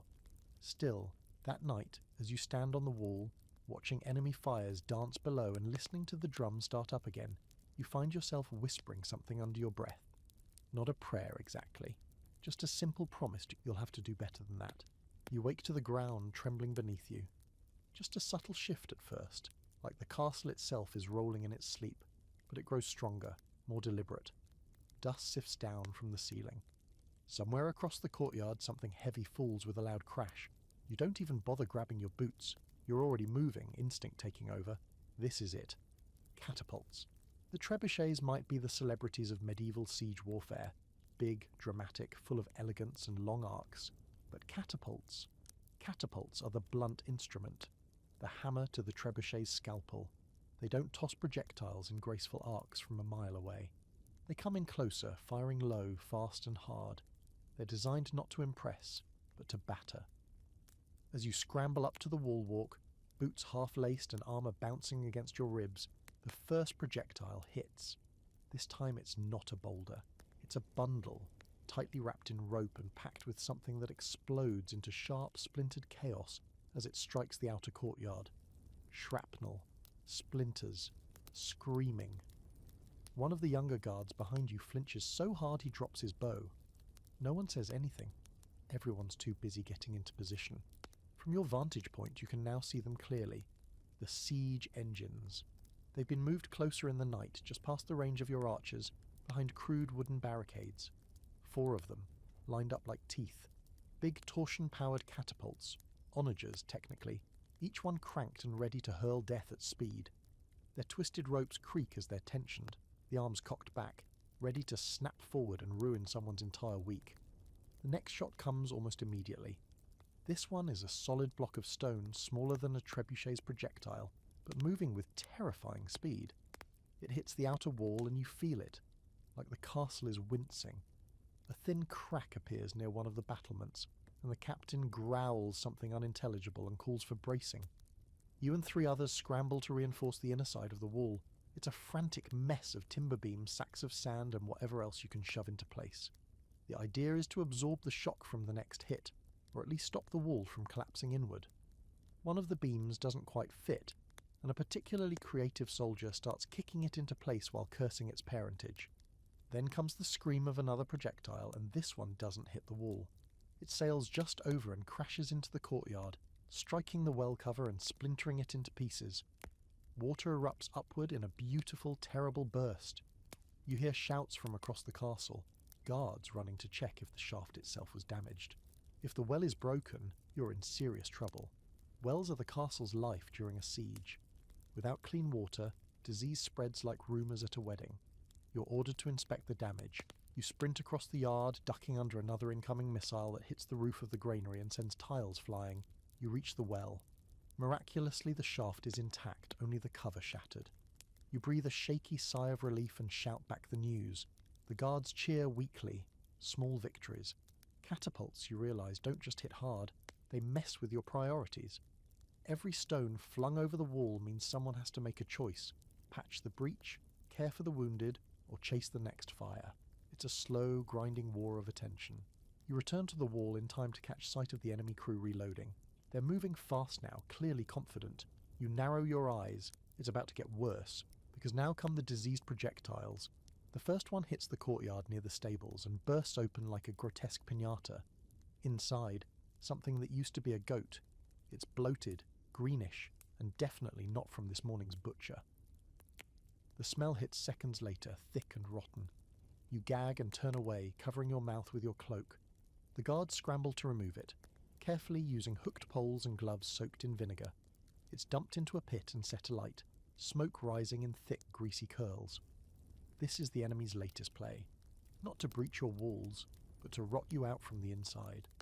Historians still argue whether biological warfare in the medieval world was a calculated strategy, or just a natural byproduct of desperation. But in this moment, you don't care about the academic debates. You care about the stink, the disease risk, and the way your stomach turns every time you see another bundle flying through the air. You work double shifts the rest of the day, helping reinforce the walls and brace exposed towers. The master mason shouts orders while casually dodging falling bricks, like he's done this 100 times. He probably has. The man once claimed he'd rebuilt this castle more times than he's shaved. Judging by his beard, you believe it. That night there's no sleep. Not because the attack continues. It doesn't. The catapults fall silent just after dusk, but because the silence is worse. Everyone lies awake, waiting for the next projectile, the next impact, but nothing comes. Just the echo of phantom creaks and the occasional coughing fit from someone who got too close to the goat. Somewhere around midnight you walk the walls. The stars are out. The enemy camp is quiet. You spot the silhouettes of their engines, still looming, still aimed your way. And you realise something strange. They didn't attack your weakest spot. They could have targeted the cracked southern tower or the still smouldering granary, but they didn't. It's almost like they're testing you, measuring, looking for patterns in your response. The thought sends a chill down your spine. It's not just brute force anymore. They're studying you. Back in the guard room, you sit down, peel off your gloves and try to scrub the stench from your hands with rough cloth and cold water. It doesn't help much. Someone hands you a bowl of stew. You take one bite and nearly gag. Not from the taste, but because the cook, bless his soul, thought this was a great time to experiment with new spices. No one laughs. Tomorrow will bring more fire, more stone, more sickness. But for tonight you eat in silence, staring at the wall, listening for the next tremor in the earth. Because now you know this isn't just a siege of the walls, it's a siege of the mind. By now the castle feels smaller, tighter, like the walls are leaning in just a little more than they did yesterday. It's not the structure, it's you, it's everyone. The tension, the fatigue, the slow unravelling of nerves like thread on a spool. What was once a proud, impenetrable fortress now creaks with exhaustion, and not just in the stones. Today begins with a surprise, not outside but inside. It starts with whispers, a missing food sack, a locked door found open, a trail of muddy footprints where no one should have been walking. Then the captain appears, half-dressed, face tight with rage, and summons the entire night watch into the yard. You're one of them. You stand in the cold, trying to blink the sleep from your eyes, and listen as he announces what everyone's already guessed. Someone's been stealing supplies. Now, in normal times, this wouldn't be a crisis. A few extra bites of salted meat, a swig of wine, maybe a handful of oats for someone's pet rat. You'd grumble, sure, but you'd move on. But in a siege, when every crumb counts, when the granaries are half burnt and the wells already being rationed, this becomes something more, something dangerous. Sabotage. The word isn't spoken out loud, but it hovers in the air like smoke, because it's not just the food that's gone missing. One of the archers swears his bowstring was cut and retied improperly. Another found nails missing from a barricade. A rope holding the portcullis counterweight was frayed, on purpose, they say. The captain begins his investigation immediately. No one is above suspicion. Guards are questioned, servants interrogated, even the Lord Steward is asked to open his quarters. Nothing is found, but that only makes the paranoia worse. You catch glances that weren't there yesterday, muted conversations that go quiet when you walk past. Trust begins to dissolve like salt in water. Then comes the worst part: the pantry key is missing. That's when everyone realizes this isn't some desperate guard sneaking extra rations. This is someone working from the inside, someone with access, with patience, with an agenda. The word traitor finally drops, heavy and terrible. Suddenly everything changes. The walls aren't just defending against enemies outside, they're trapping you in with one. Your routine becomes a little less automatic. You double-check every door, every rope, every latch. You start carrying your dagger everywhere, even when you sleep. So does everyone else. The barracks are quieter, meals are shorter, jokes stop halfway through and don't return. And then there's the fear. The kind that eats you slowly, not with fangs, but with silence. What if the traitor isn't just a thief? What if they're working with the enemy? Passing messages, sabotaging weapons, mapping blind spots. What if the reason the catapults didn't strike the cracked tower was because someone told them not to? You begin to think back. Every small mistake, every odd sound in the night, every supply that ran out too soon, they all take on new meaning now. Even the strange echo in the eastern hallway. Was that really just the wind? Some of the veterans dismiss it. There's always someone, they say, a rat among wolves. Just smoke 'em out. But you're not so sure. Whoever it is, they've been smart enough to avoid detection this long, and they know the castle, they know the rhythm, the routines. That afternoon you're assigned to patrol the inner keep, not the walls, not the gate, inside, where the secrets live. It's darker than it should be. Not because of lighting, there are torches enough, but because of how the hallways twist and choke the light. You pass through storage chambers, weapon caches, private prayer rooms. In one corridor you find a door slightly ajar that shouldn't be. You push it open with the edge of your spear and find nothing but a broom, a rusty pail, and a rolled-up rug that's been gnawed at one end. Still, you mark the door. The strangest thing is how quiet it gets when you're this deep inside. The sounds of the siege, the drums, the shouting, even the creak of the siege engines, fade until they're just background static. In here, it's just footsteps, breathing, thoughts.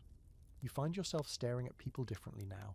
The steward who never sweats, the archer who's always early, the cook's apprentice who knows too much about which larders are still full. You hate yourself for it, but you can't help it. Every glance becomes a suspicion. Every smile feels like a mask. Later that night, during a restless sleep on a cot that smells like damp wool and burnt onions, you're woken by a shout. "Thief!" You're up in seconds, dagger in hand, following the noise through a maze of corridors until you reach the chapel.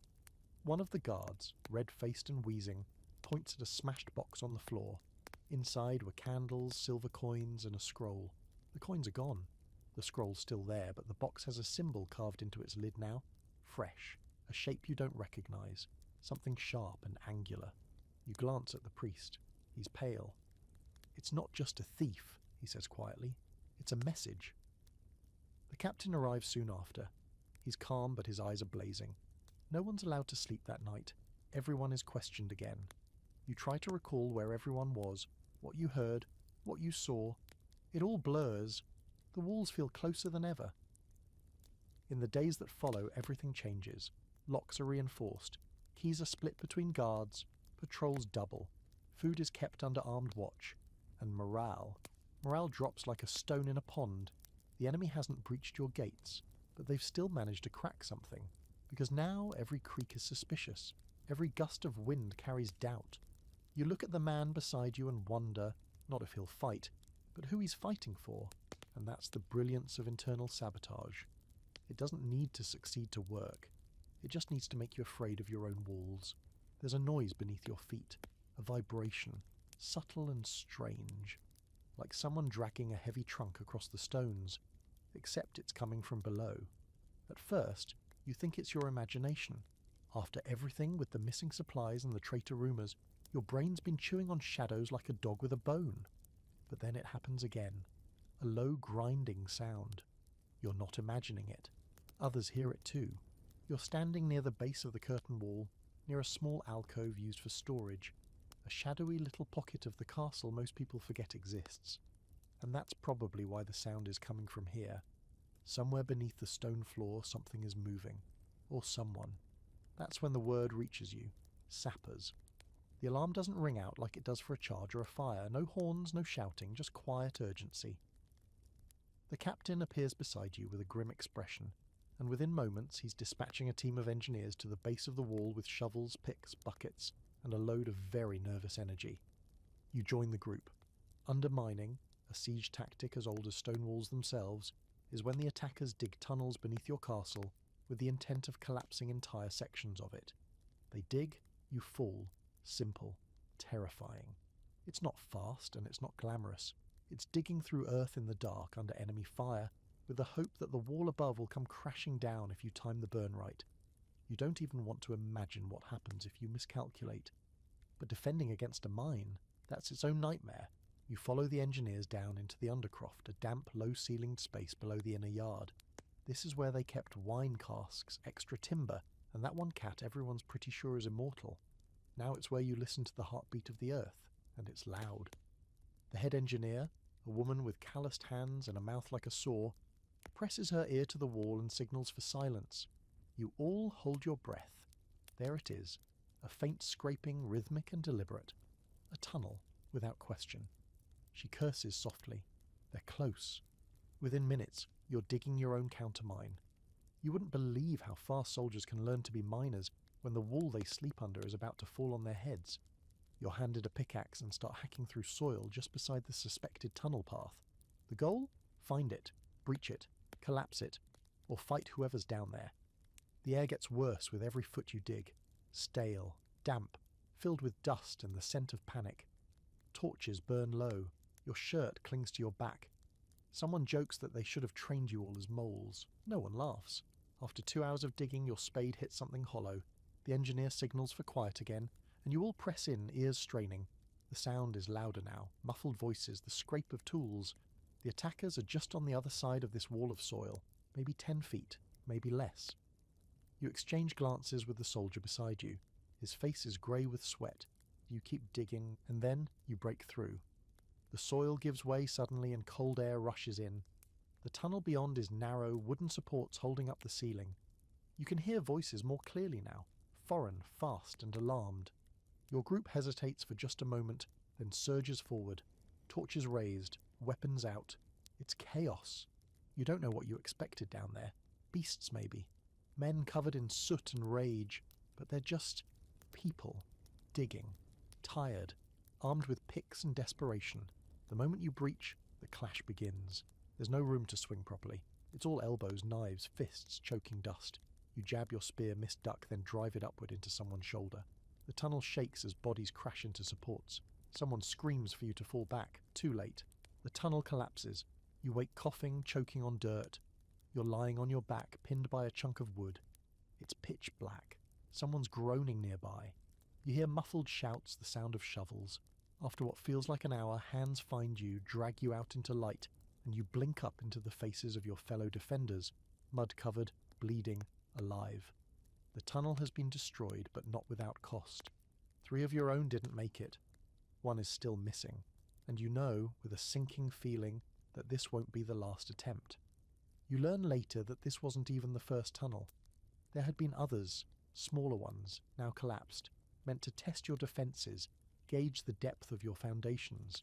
They were probing like termites, looking for weaknesses. If the moat were dry, they might have already succeeded.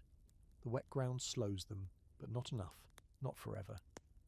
There's a scholarly debate about just how successful mining really was in medieval sieges.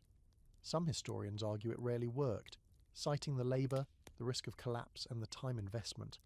Others say it was devastating when done correctly, citing castles brought down in a single night when defenders failed to notice the digging. but everyone agrees on one thing.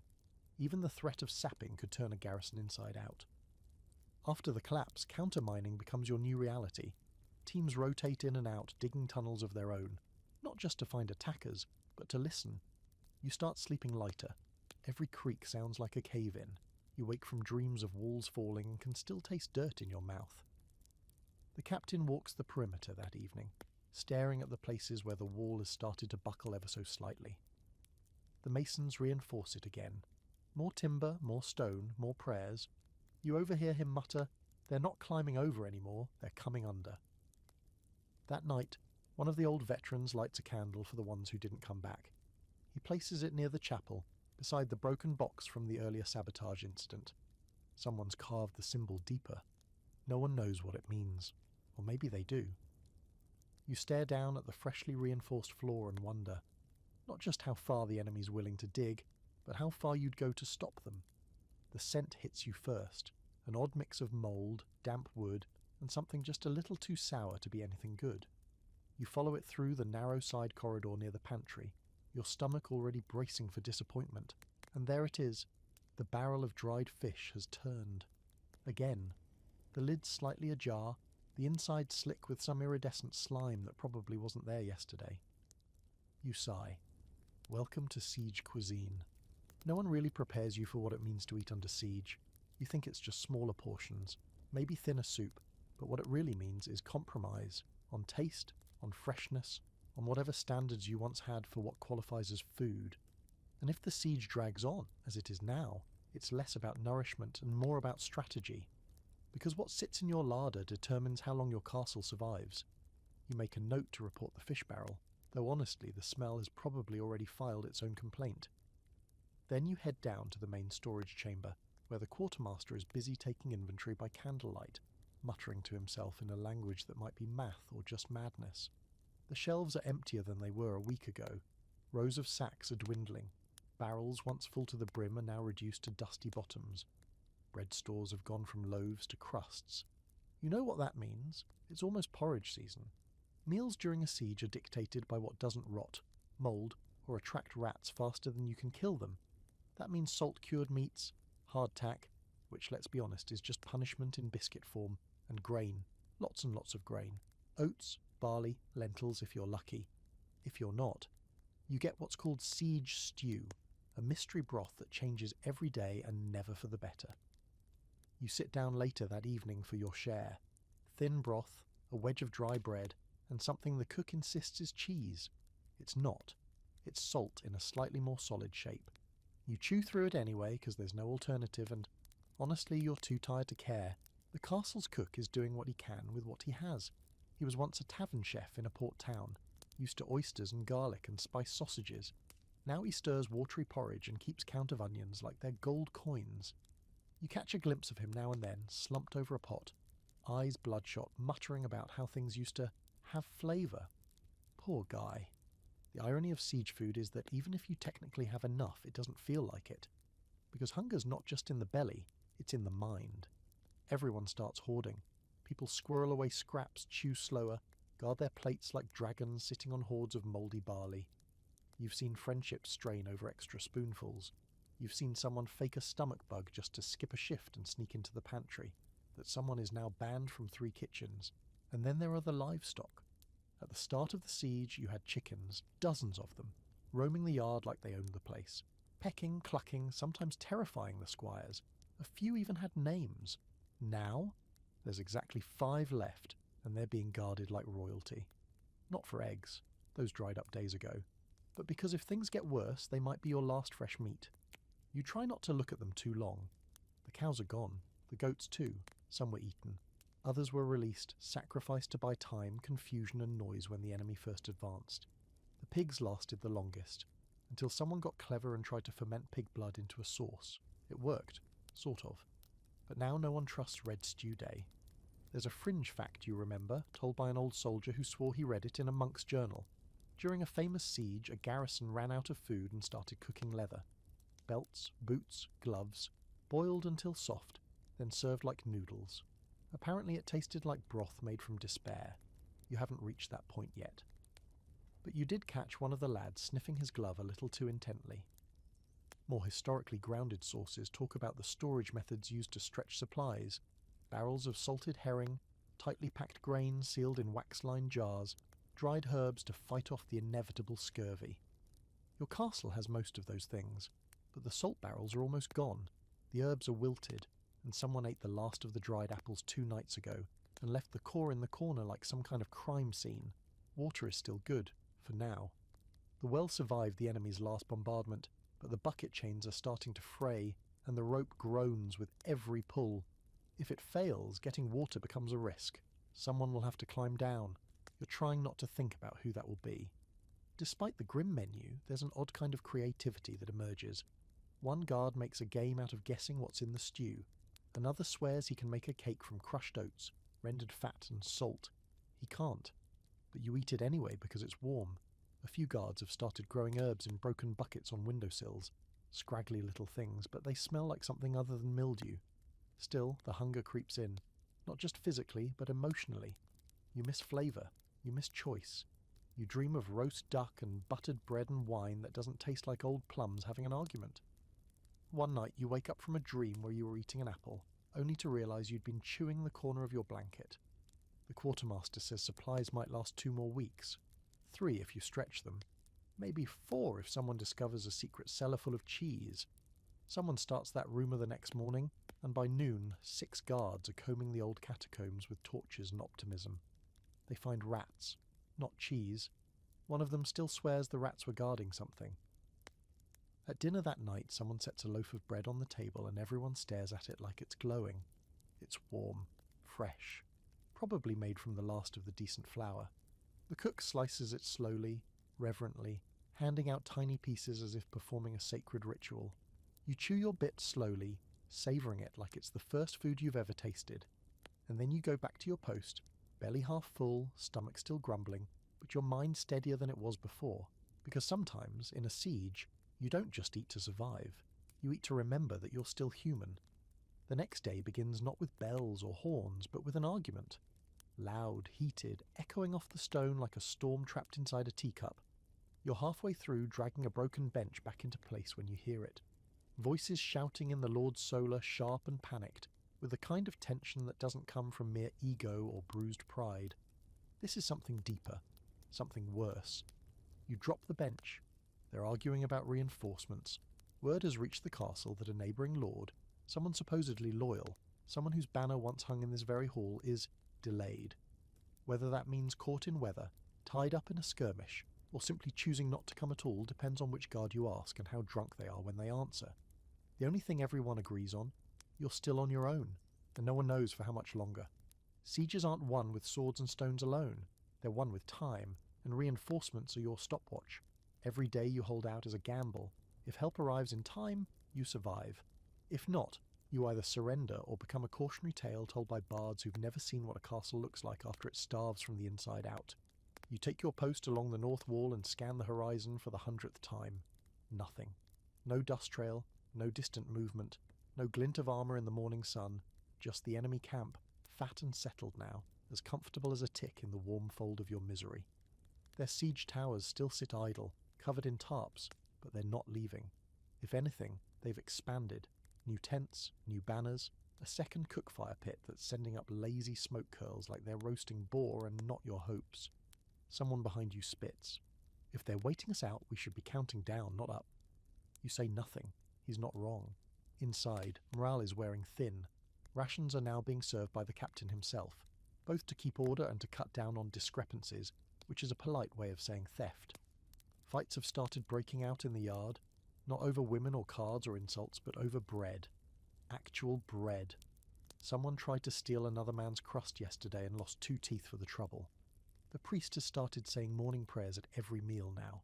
It's meant to comfort, but all it really does is remind you how often he asks for deliverance.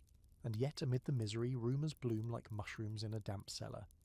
You hear one over lunch, from a squire who always claims to have connections. Reinforcements are 2 days away, maybe 3. Led by the Duke of Haranmere, or maybe the Baroness of Eastgrieve, depending on who's telling it. Cavalry, infantry, even archers with longbows as tall as men. You want to believe it. You almost do. But then you remember the last rumour. the one about the hidden food stash in the chapel crypt. Turned out it was just old bones and a rat who fought like he had legal ownership of the place. Still, hope is a kind of hunger too. In the afternoon, a rider approaches the gates. Alone. No banner, no armour, just a tattered cloak and a mouthful of dirt. He's barely conscious by the time he's dragged inside, and what he brings isn't food or medicine or orders, it's news. According to him, reinforcements are coming. A host from the west, big one, days away.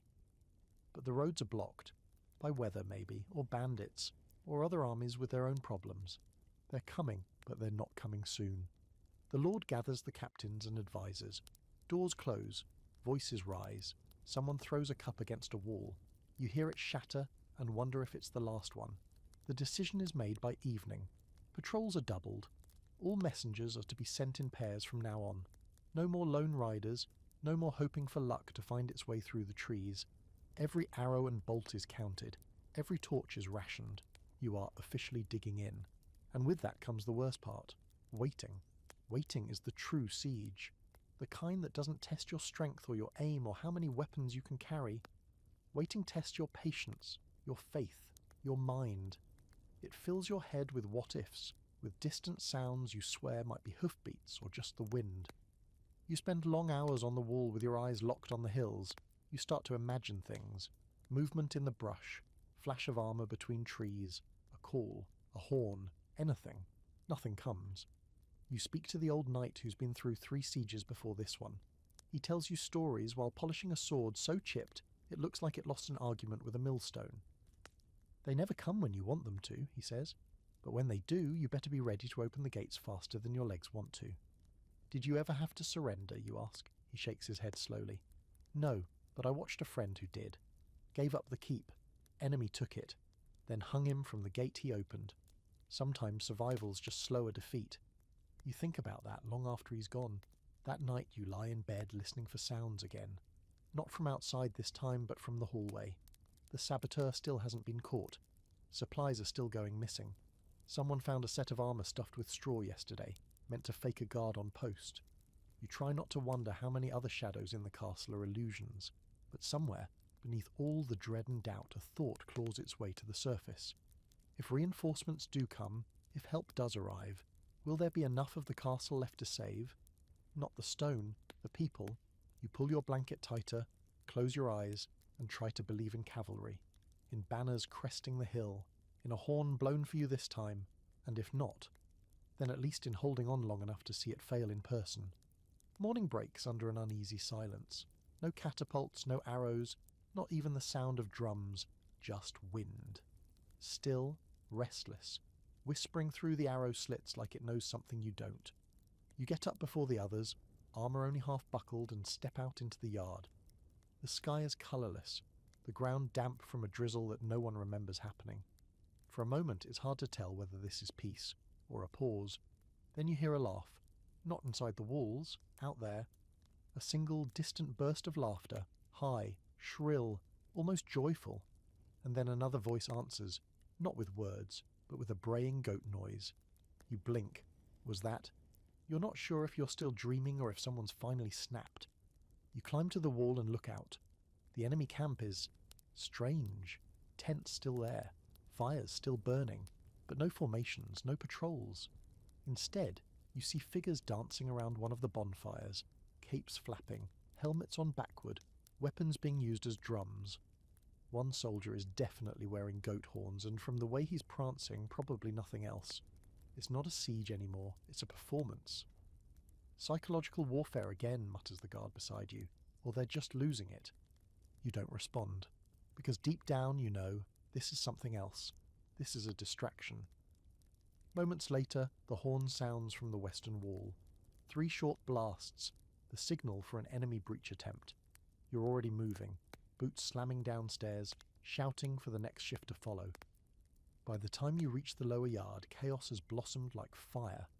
The western postern gate, a small, rarely used side entrance, is under assault. Not from outside, but from inside. The traitor or traitors have struck. 2 guards lie unconscious near the gatehouse. One of the outer doors has been tampered with, its bolts sawed through, its hinges oiled. Someone on your side was preparing to let them in, but they weren't fast enough. A group of attackers, maybe 10 or 12, now pushed toward the yard dressed not in full armour but in scavenged pieces. Fast, mobile, silent until they're not. A covert squad meant to breach, sneak and open the gates for a full wave. They're already inside, and now it's your turn. You join the fray with barely a thought, blade drawn, crashing into a figure whose helm is a butchered mix of steel and antlers. You parry once, twice, then drive your elbow into his throat. He goes down. Someone else lunges at you from the side. Your shield takes the blow, but your shoulder rings from the impact. Screams rise from the lower yard. Torches are knocked over. The stables catch fire. Again. This time the goats scatter, but one of them charges straight into an invader, which would be funny if you weren't soaked in sweat and defending your life. You see the captain shouting orders from the stairwell, rallying soldiers who were caught off guard. Some of the defenders fight barefoot, half-dressed, weapons grabbed mid-breakfast, but they fight hard. This is your ground, your stone. You won't let them take it. Eventually the enemy begins to falter. They didn't expect this much resistance. A few break for the gate, but you intercept one and send him sprawling with a crack of your spear haft. Another tries to scale the stable roof, maybe to get a view or launch a signal, until a crossbow bolt knocks him clean off. He lands beside you, groaning. You leave him. Within minutes it's over, the yard is thick with smoke, bodies and breathless silence. The enemy squad is either dead, dying, or captured. But no one's celebrating, because now you know how bad it's gotten. The castle was breached from within. Someone let them in. Someone knew the schedules, the blind spots, the shifting of the watch. You're told the guards at the gate were drugged, their food spiced with something bitter, just enough to drop them into sleep before the attackers slipped through. It wasn't just sabotage anymore, it was coordination. Interrogations begin that night. The captured soldiers refuse to speak, even under the gentler methods. The captain doesn't want to resort to the less gentle ones, yet. But he's running out of patience. So are you. You catch a glimpse of one of the prisoners. He's bruised, cut, silent. But his eyes aren't defiant. They're expectant, like he still thinks he'll be rescued, or avenged. And that's when it hits you. This was a test run, a dry run for something bigger. They were probing again, this time not just the walls, but your people, your reactions, your weak points. The next day is a mess of repairs, patrol shifts, and tightened security. The postern gate is bricked up entirely. No more chances. Guards are rotated randomly now, and every soldier is paired with someone else, a buddy system of paranoia. But the damage isn't just physical. Trust has crumbled. Soldiers now eye each other with suspicion. You overhear one accusing his bunkmate of slipping something into his wine. Another demands to see his partner's patrol schedule, its madness slowly blooming from the edges inward. The captain tries to calm things. He speaks to the garrison at evening muster, reminding everyone that unity is the only path to survival. He says what he must. He does his job, but his eyes are darker than before, his voice thinner. He's tired, and no one claps. Later, as you clean your blade beside the well, you hear the strangest sound. Laughter. The goat-horned man again, maybe. Or one of the defenders finally snapping. Either way, it echoes too long. You stare at the gatehouse and feel the weight of it all pressing down like a second wall behind your ribs. They didn't break through, but they cracked you. And now, when the final push comes, and you know it will, somewhere inside someone might open the door. You wake up coughing. Not the dry, scratchy kind you can ignore, but the deep, chest-shaking sort that rattles your ribs and leaves your mouth tasting like damp stone. You sit up slowly, muscles stiff from too many nights on a cot stuffed with straw and regrets, and look around the barracks. The smell hits you next. Thick, sour, clinging. It's been creeping in for days now, riding on the backs of sweat and smoke, but today it's stronger, rancid, human. You already know what it means. Someone is sick, actually more than one. 2 cots down, a soldier groans and rolls over, clutching his stomach. His skin is waxy, his lips pale. Across the room, another is curled into a tight ball, muttering fevered nonsense. You watch one of the stewards douse a rag in vinegar and press it over his nose. The effect is purely psychological. It started. You'd hoped the worst would come from the outside. Arrows, ladders, siege towers wrapped in fire. But no, it's coming from within. The latrines are backing up. The water tastes wrong, and the smell, dear saints, the smell, sits in your throat like a curse. The captain announces a quarantine by midday. Too late, of course. Whatever it is, dysentery, fever, something worse, has already spread. The chapel is converted into a makeshift infirmary, its pews shoved aside to make room for cots and water basins. The priest tries to hide his unease, but even he's started wearing gloves. There's no medicine, not really. Just boiled herbs, vinegar washes, and whispered prayers. The apothecary does what he can, but you can see the fear in his eyes. He's already burned through his dried rosemary and crushed lavender, and now he's resorting to smearing mustard paste on people's chests, which smells exactly how you think it does. No one wants to go near the sick, but someone has to feed them, clean them, turn their bodies when they moan too loudly. So you take your turn. Everyone does. Rotating shifts, faces covered with cloth soaked in vinegar or wine. It doesn't help much. You feel the heat of the fevered skin through your gloves, watch the way their eyes go glassy as they stop responding, and then one dies. Not in a dramatic sword between the ribs kind of way, quietly. Slipping away overnight, face turned toward the wall like he just gave up mid-dream. The body's carried out before dawn and burned behind the smithy. A small fire, no ceremony, just one less mouth to feed, one more sign that things are unravelling. By the third day, a dozen more are sick. The rumours begin to spread even faster than the disease. It's the rats, someone says. They're in the grain. Or maybe it was the well. Didn't it take a hit during the last catapult strike? A few soldiers whisper that this is the enemy's work, that someone inside brought something in. Poison, filth, something dark and alchemical. People are starting to believe anything, everything. No one's drinking from the same cup twice. Meals are eaten in silence. Shared spoons are now the stuff of horror stories.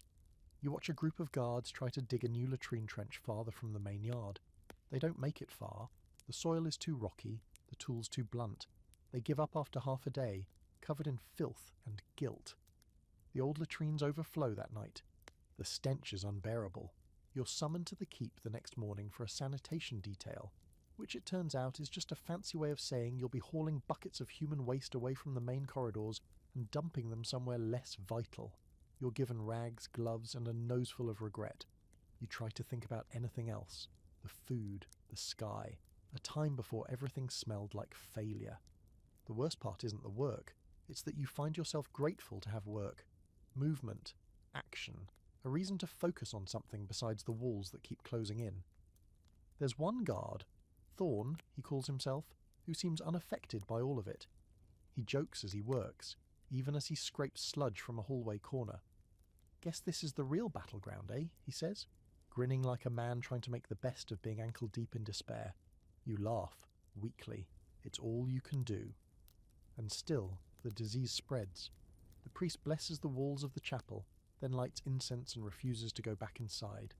The apothecary has barricaded himself in a supply room, mixing what little he has into strange-smelling potions that are probably just wine, honey, and desperation.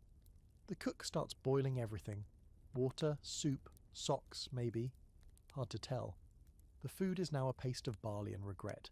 You eat it anyway. One soldier, convinced the sickness is punishment from above, starts fasting and praying loudly at every hour. By day 4, he's collapsed, and now no one wants to go near him either. Not because they're mad, but because they're afraid he's contagious too. You remember reading, or being told really, that during long sieges disease killed more than enemy blades ever did. You used to think that sounded exaggerated. Now, you believe it. You feel it. The fear isn't cinematic, it's subtle. It's in the way people stop touching each other, stop speaking. How they sleep turned away, wrapped tight like mummies, like they can shut the sickness out with cloth. One night you help carry another body to the burn pit. This one is small, light, barely even a man yet. You don't remember his name. You try not to. A name means something, means grief. He's wrapped in a threadbare blanket and carried by 4 guards who don't speak. The fire is lit. The blanket burns fast. After that you scrub your hands until the skin cracks. The next morning you wake up sweating. Not from heat. You sit up slowly, testing your limbs. Head pounding, throat dry. You press your palm to your forehead. Warm, too warm. You lie back down, staring at the wooden beams above you, and listen to the muffled sounds of others moving in the barracks. Some coughing, some groaning, someone laughing strangely. You swallow hard. It's started. It's you now. But you get up anyway, because the wall still stands, and someone has to be there when it falls.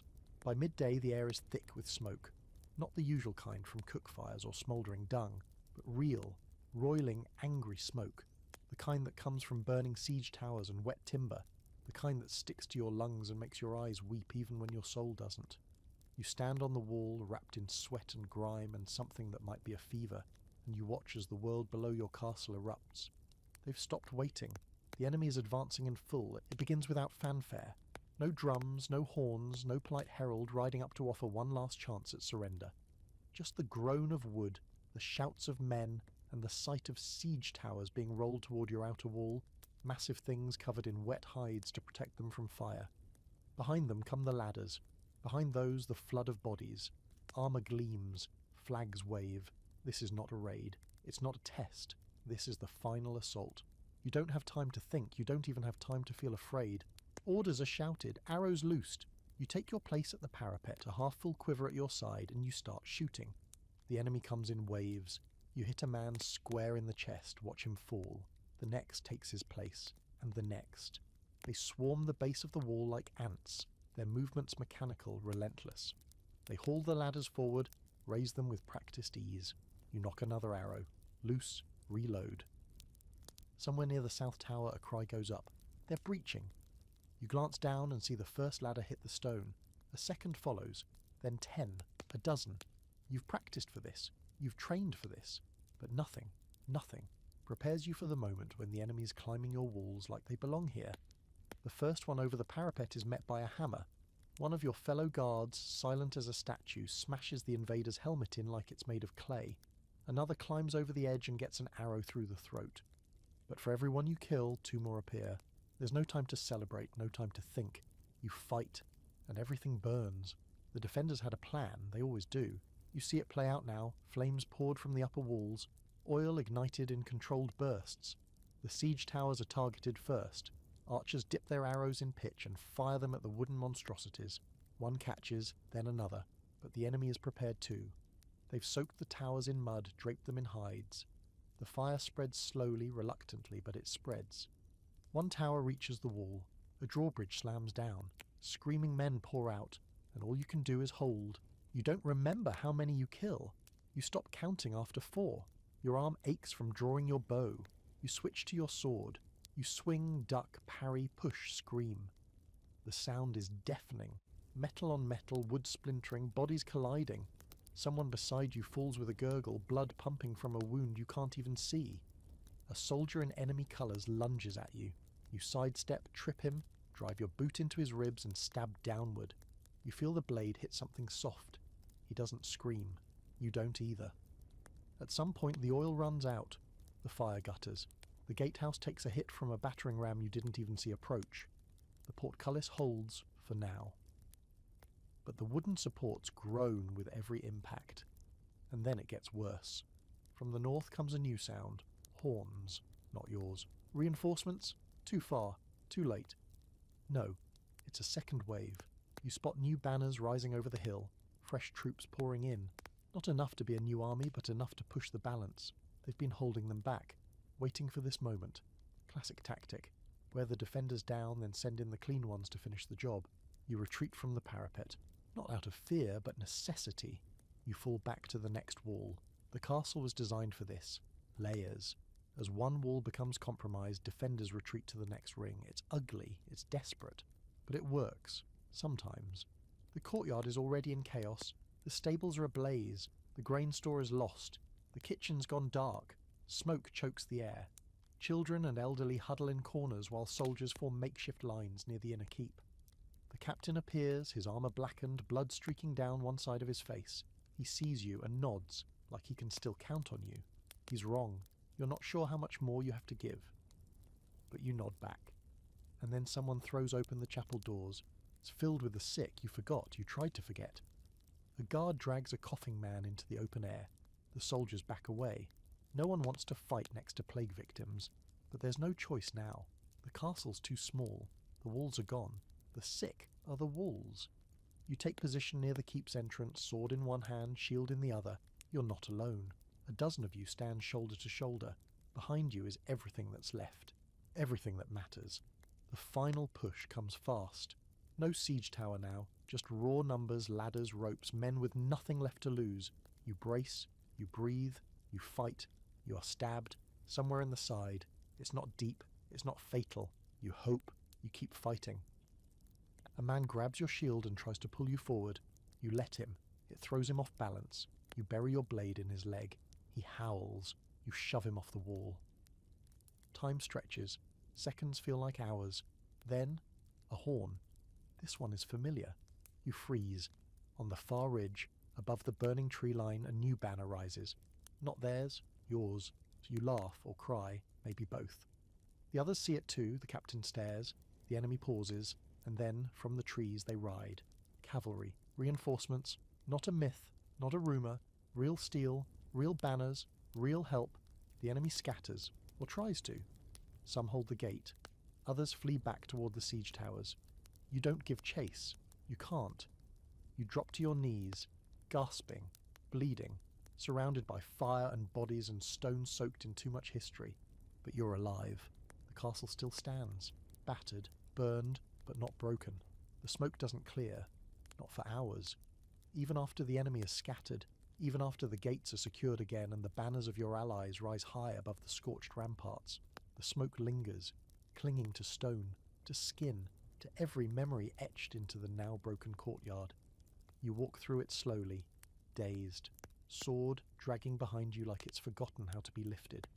The adrenaline has drained out of you, leaving your limbs rubbery, your vision blurred around the edges. You've survived. Somehow. You just don't know what part of you did. Reinforcements arrived just in time, not heroically, not with a blaring fanfare or a swooping cavalry charge across the drawbridge, but in the most honest, practical way. They came when the fighting was already at its worst, and they fought through it. They breached the enemy's rear lines, set fire to their supply wagons, and pressed in until the siege broke like an overstrained rope.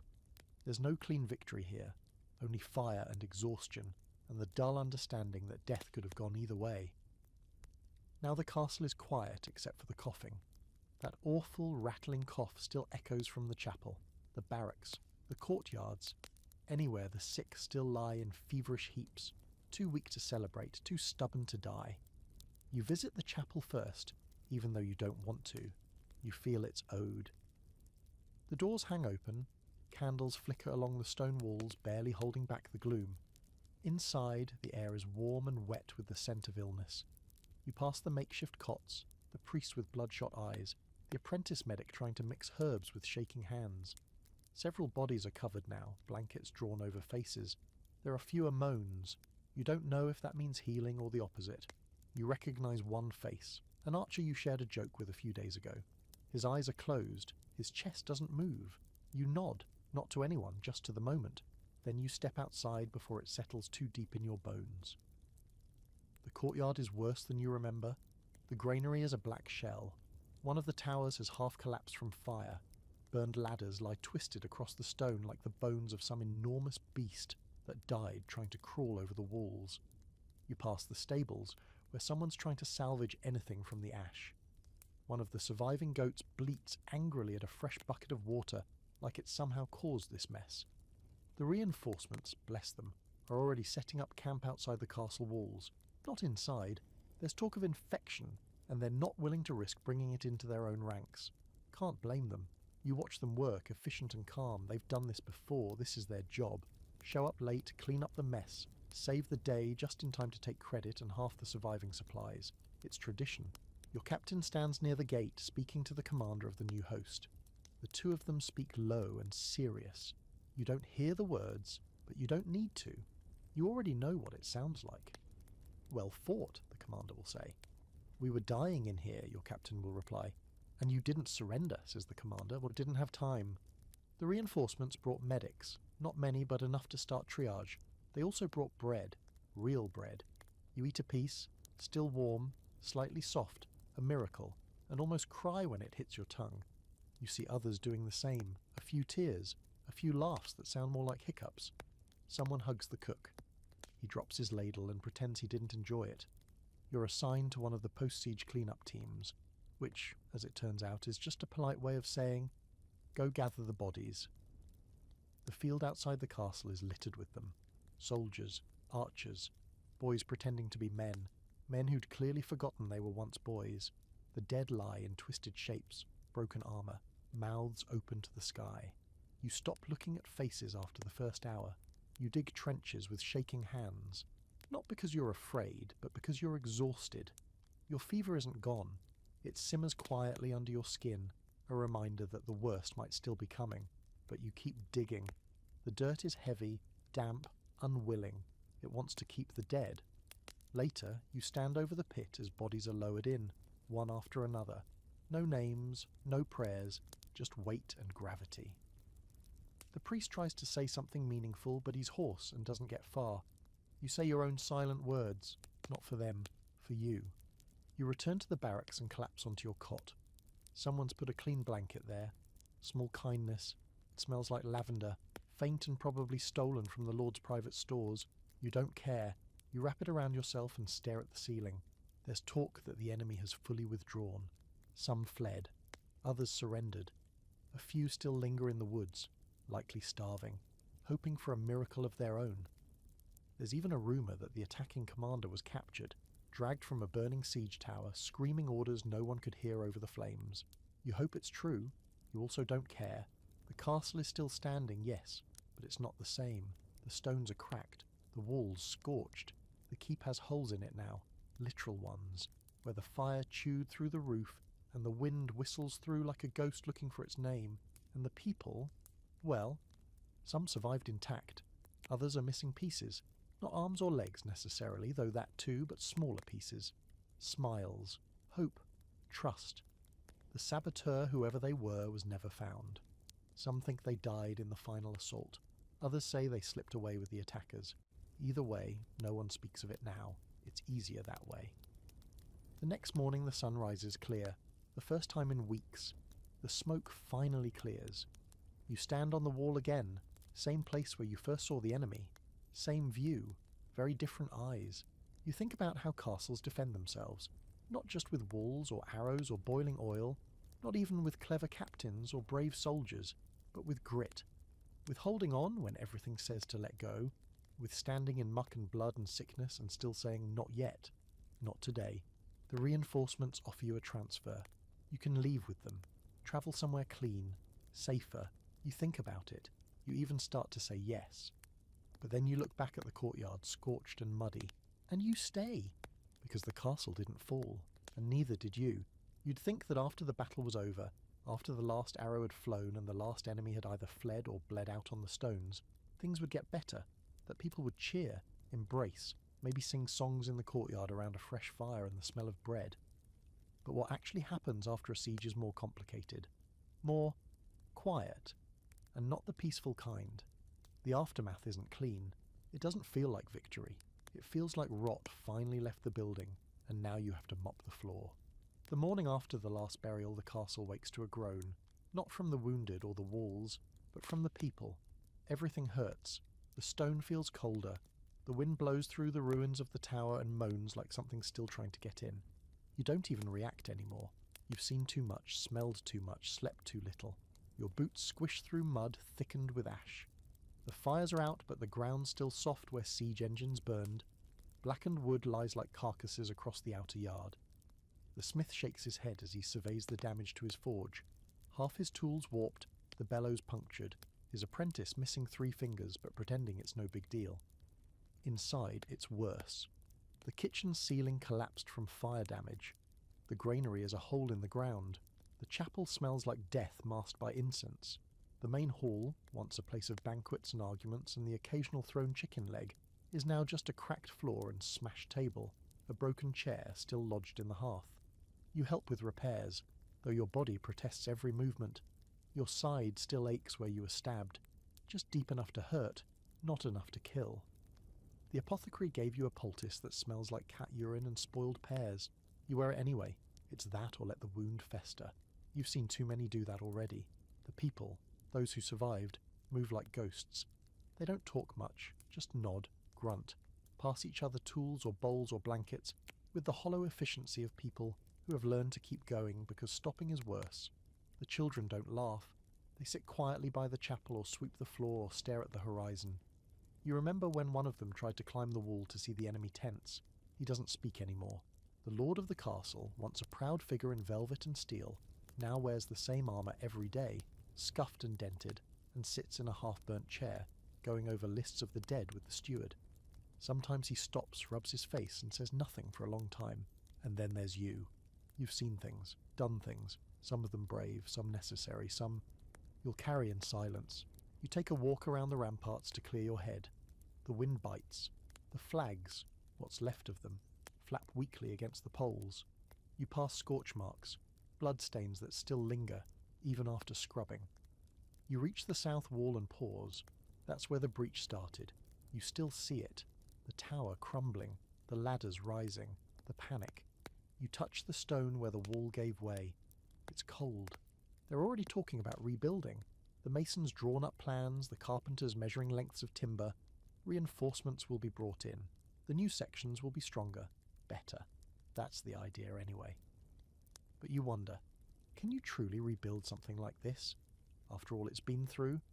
Or will it always wear its scars no matter how much mortar you slap on?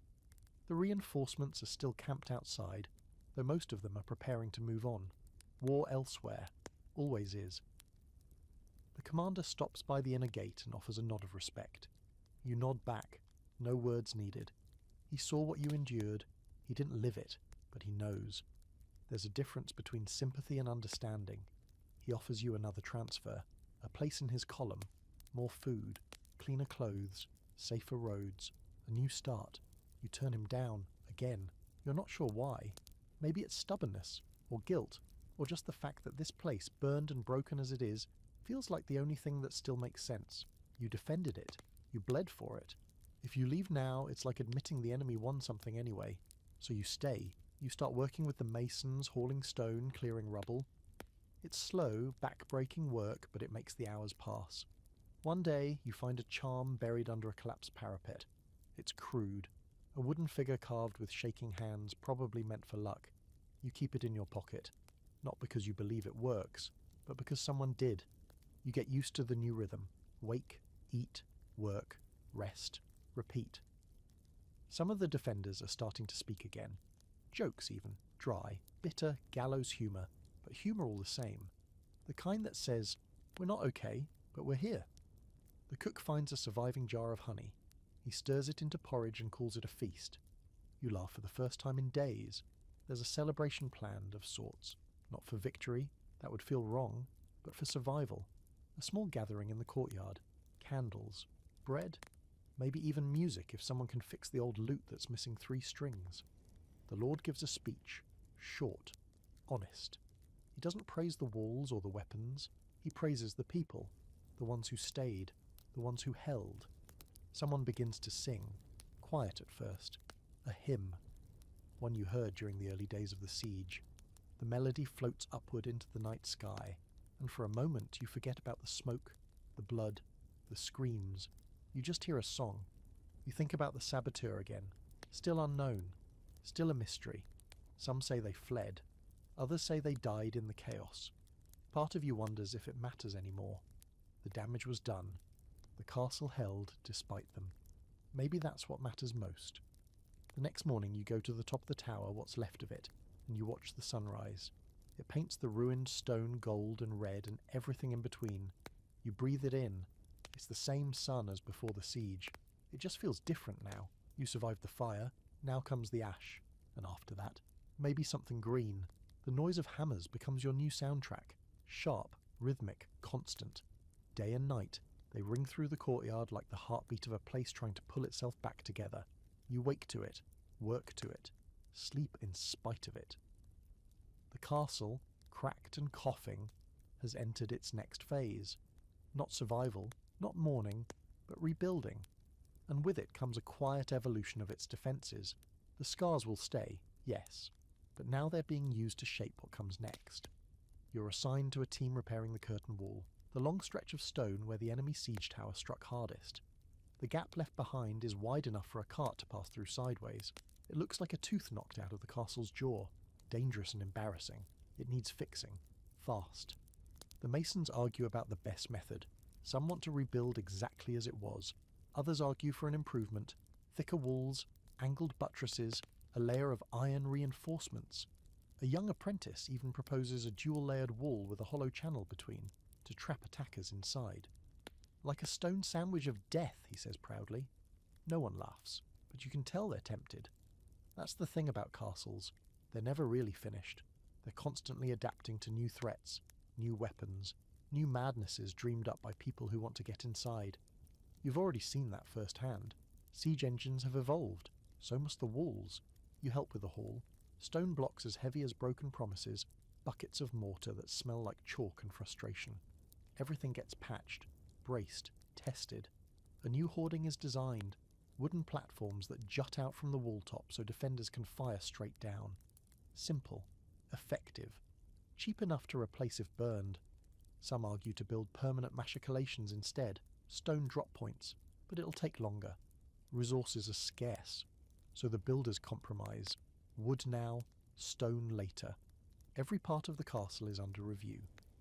The gatehouse, still stained from the final assault, gets a new portcullis made of thick, iron-bound oak. The engineers test it every day.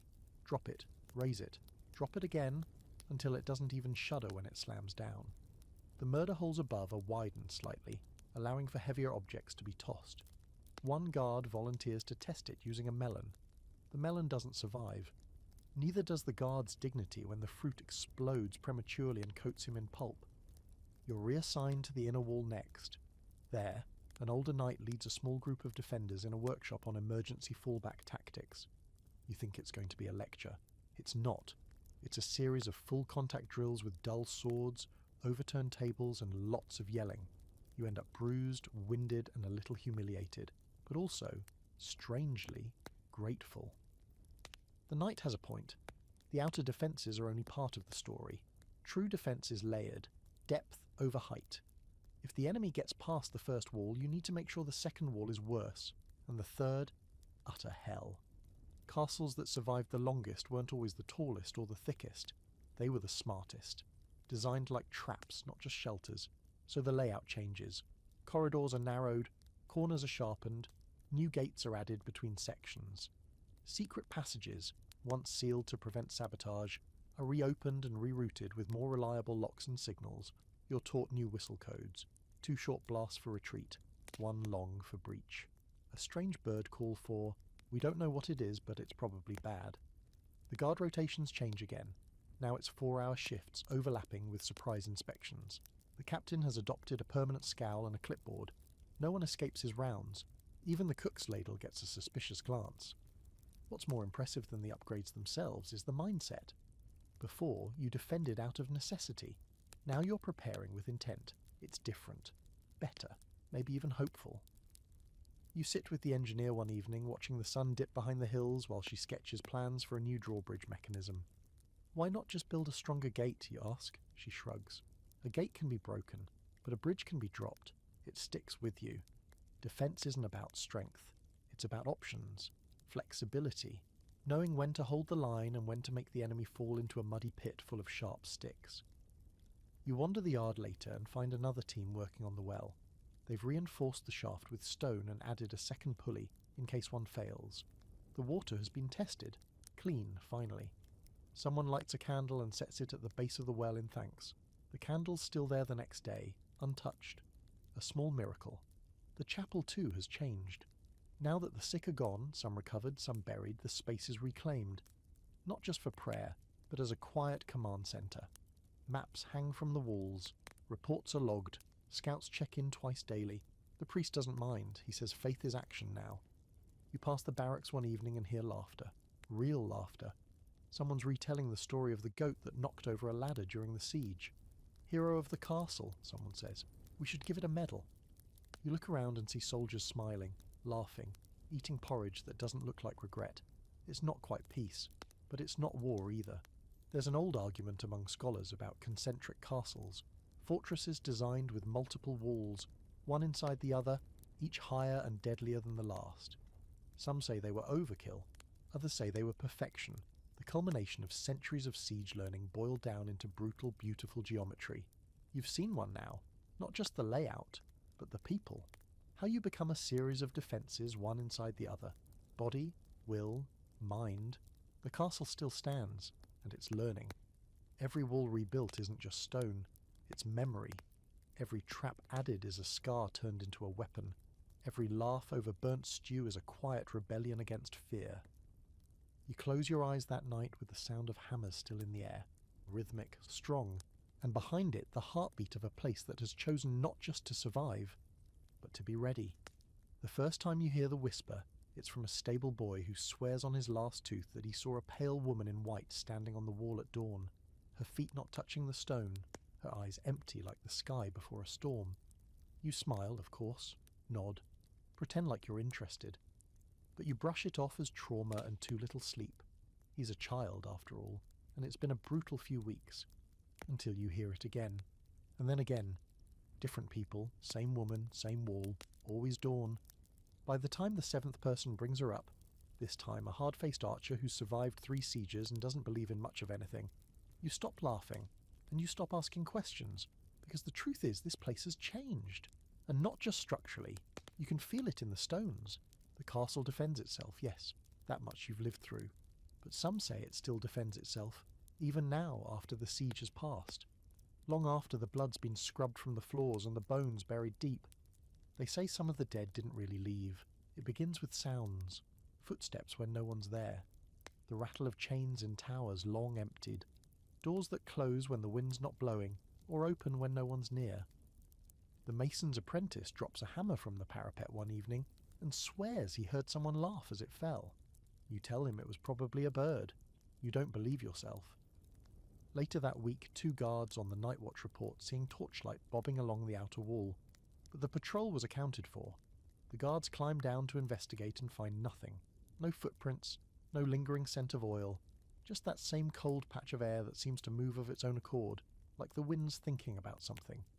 You don't tell anyone about the time you were in the old cellar, fetching preserved fruit from the single remaining jar, and heard someone whisper your name from the shadows behind the barrels. You turned. Nothing. You checked again. No echo. But you still didn't take the fruit. The castle's older than most, remember. Older than the siege. Older than the records say, probably.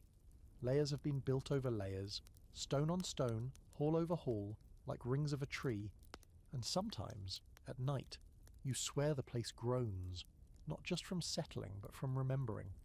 The priest doesn't help. He's been more withdrawn lately, keeping to the chapel, muttering Latin verses that no one asked for.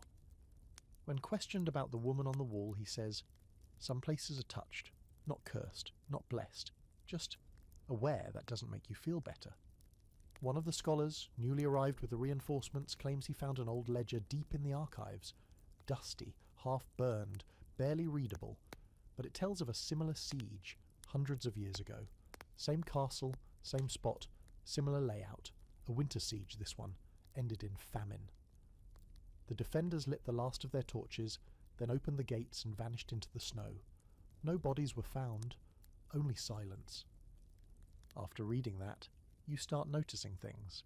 The same worn grooves in the stone steps that lead nowhere, the outline of an old door sealed behind plaster, the words carved into the back of a parapet. Still we wait. You don't know who wrote them. You don't think you want to. There's a corner of the keep now that people just avoid, the one near the stairs where the saboteur was last seen. A draft moves through there, always cold, always wrong. Someone tried to light a torch there once, it wouldn't catch. They tried again, and again. The flame just sputtered out. The torch was fine everywhere else. The goat, yes, that goat, is still alive and kicking, but it won't go near that corner either. And let's be honest, if the goat's scared, you're scared. It's not just the ghosts of the dead people whisper about, it's the castle itself, like it's watching, waiting, testing you. Every now and then, you hear someone mutter, "She's angry today," when the wind howls through the courtyard, or when the walls groan during the night. The she in question. No one's sure. The castle? The woman on the wall? The land itself? That's the thing about places like this. Stories grow like weeds in bloodied soil. And after a siege, the line between story and memory blurs. One mason refuses to work past dusk now. He says the stones feel different then. He can't explain it, only that sometimes they hum, just at the edge of hearing, like something beneath them is trying to get out. You'd laugh, if not for what happened to Tom. Tom was a young guard, barely old enough to shave. He'd survived the siege mostly by luck and kept to himself afterward. One morning, he was found on the tower stairs, curled into a ball, eyes wide open, not blinking. He was alive, but something inside him wasn't. He never spoke again. Some think he saw something. Others say he heard something. His lips moved like he was whispering, but no sound came out, not even when the priest shouted verses in his face. They moved Tom to the chapel for safekeeping. He sits in the back pew now, staring at the altar. Sometimes you think you see his lips moving again, like he's praying, but you've never seen him blink. And then there's the dream. You've had it 3 times now. You're standing on the wall just before dawn. Everything is quiet. The castle is whole, unburned, unbroken. There's no smoke, no blood. It's like the siege never happened, but you're alone, utterly. Not a soul in sight. And in the distance, just past the horizon, you see them. Figures, thousands of them. Silent, staring. They don't move. They don't need to. You always wake before they reach the gate. You don't tell anyone about the dream. The thing is, maybe this place is haunted, but not by ghosts.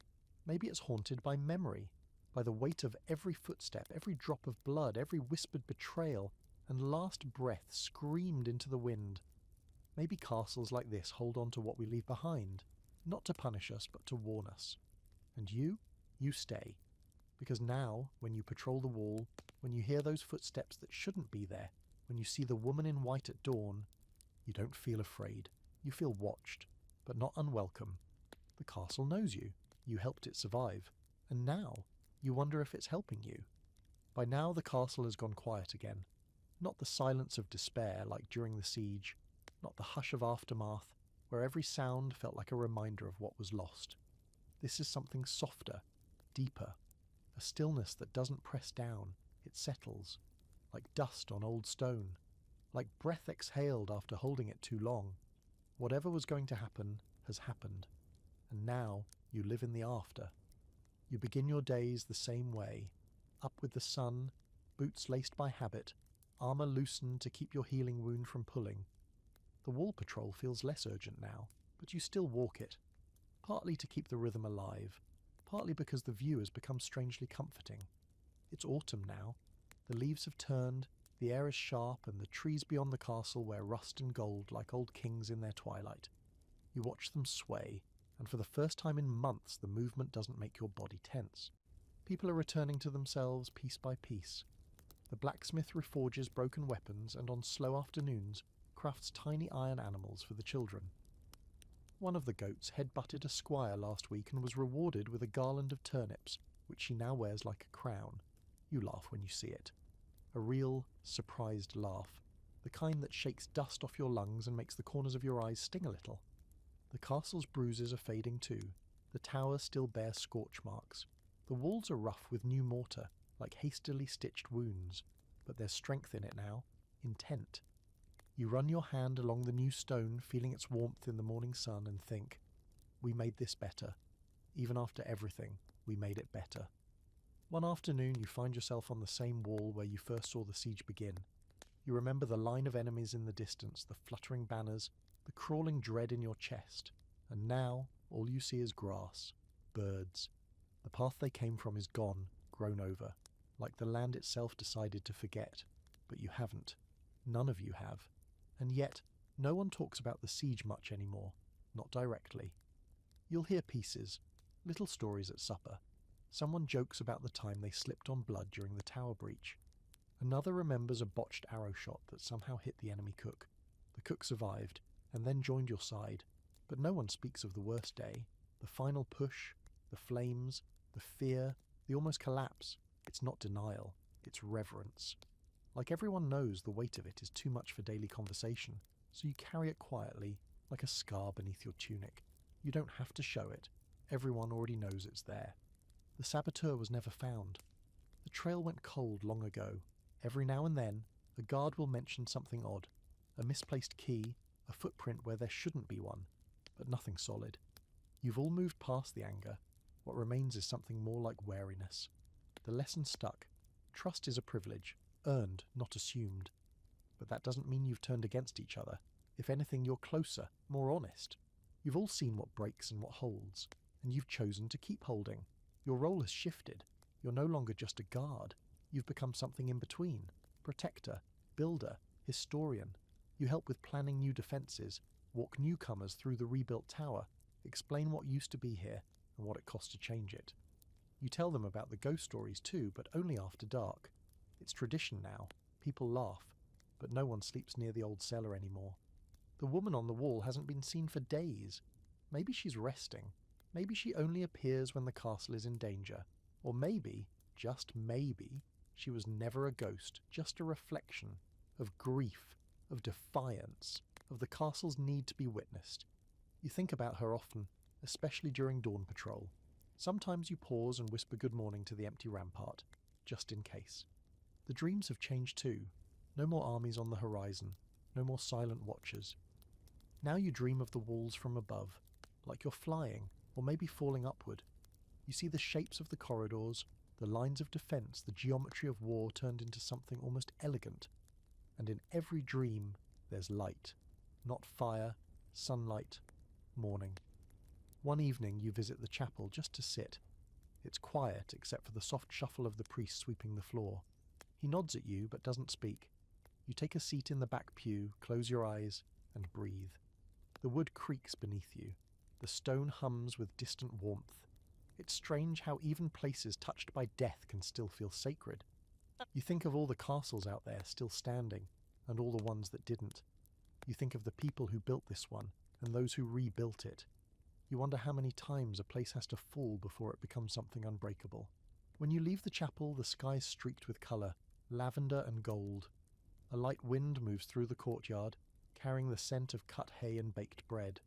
The cook has found a new recipe involving onions and courage. It's not great, but it's food, and no one throws it this time. That night you climb to the highest tower. What's left of it? Just a platform, really, with a partial railing and a view that takes your breath, if not your fear. You sit. Let the cool stone press against your back. Let the air tangle your hair. Below you the castle breathes, lives, waits. You close your eyes and rest your hand on the stone beside you. I'm still here, you whisper. And from the way the wind curls around your shoulders, from the creak in the wood, the hush in the bricks, the soft settling of the night, you think maybe the castle answers, so am I, so now here you are, back where it all started. Maybe not on the same wall, or standing in the same boots, but close enough. The air tastes different now, fresher. The trees are putting out their last leaves before winter comes again, but there's something softer in the wind, less threat, more promise. The castle is quiet tonight, not eerie quiet, not haunted quiet, just calm. The kind of silence you earn after months of chaos, the kind that only comes once you've rebuilt the last door, buried the last ghost, and decided that life gets to go on. You lean against the rampart and think about what it really means for a place to be defended. It's not just walls or moats or burning oil and arrows, though let's be honest, those definitely helped. It's people. It's patience. It's the unglamorous, gritty, often disgusting business of staying put day after day, even when everything says you should run. Castles don't survive because they're tall. They survive because someone decides they're worth saving. You look down into the courtyard one more time. The lights are out. The goat's snoring. The cook's probably fallen asleep with his ladle again. And somewhere below, the stones remember. They always do. You take a deep breath, lean back from the ledge and head inside. The torches flicker gently in their sconces. No alarms, no screams. Just the warmth of a place that stood its ground, and the people who did too. The castle defended itself, and so did you. Sleep well tonight. You've earned it.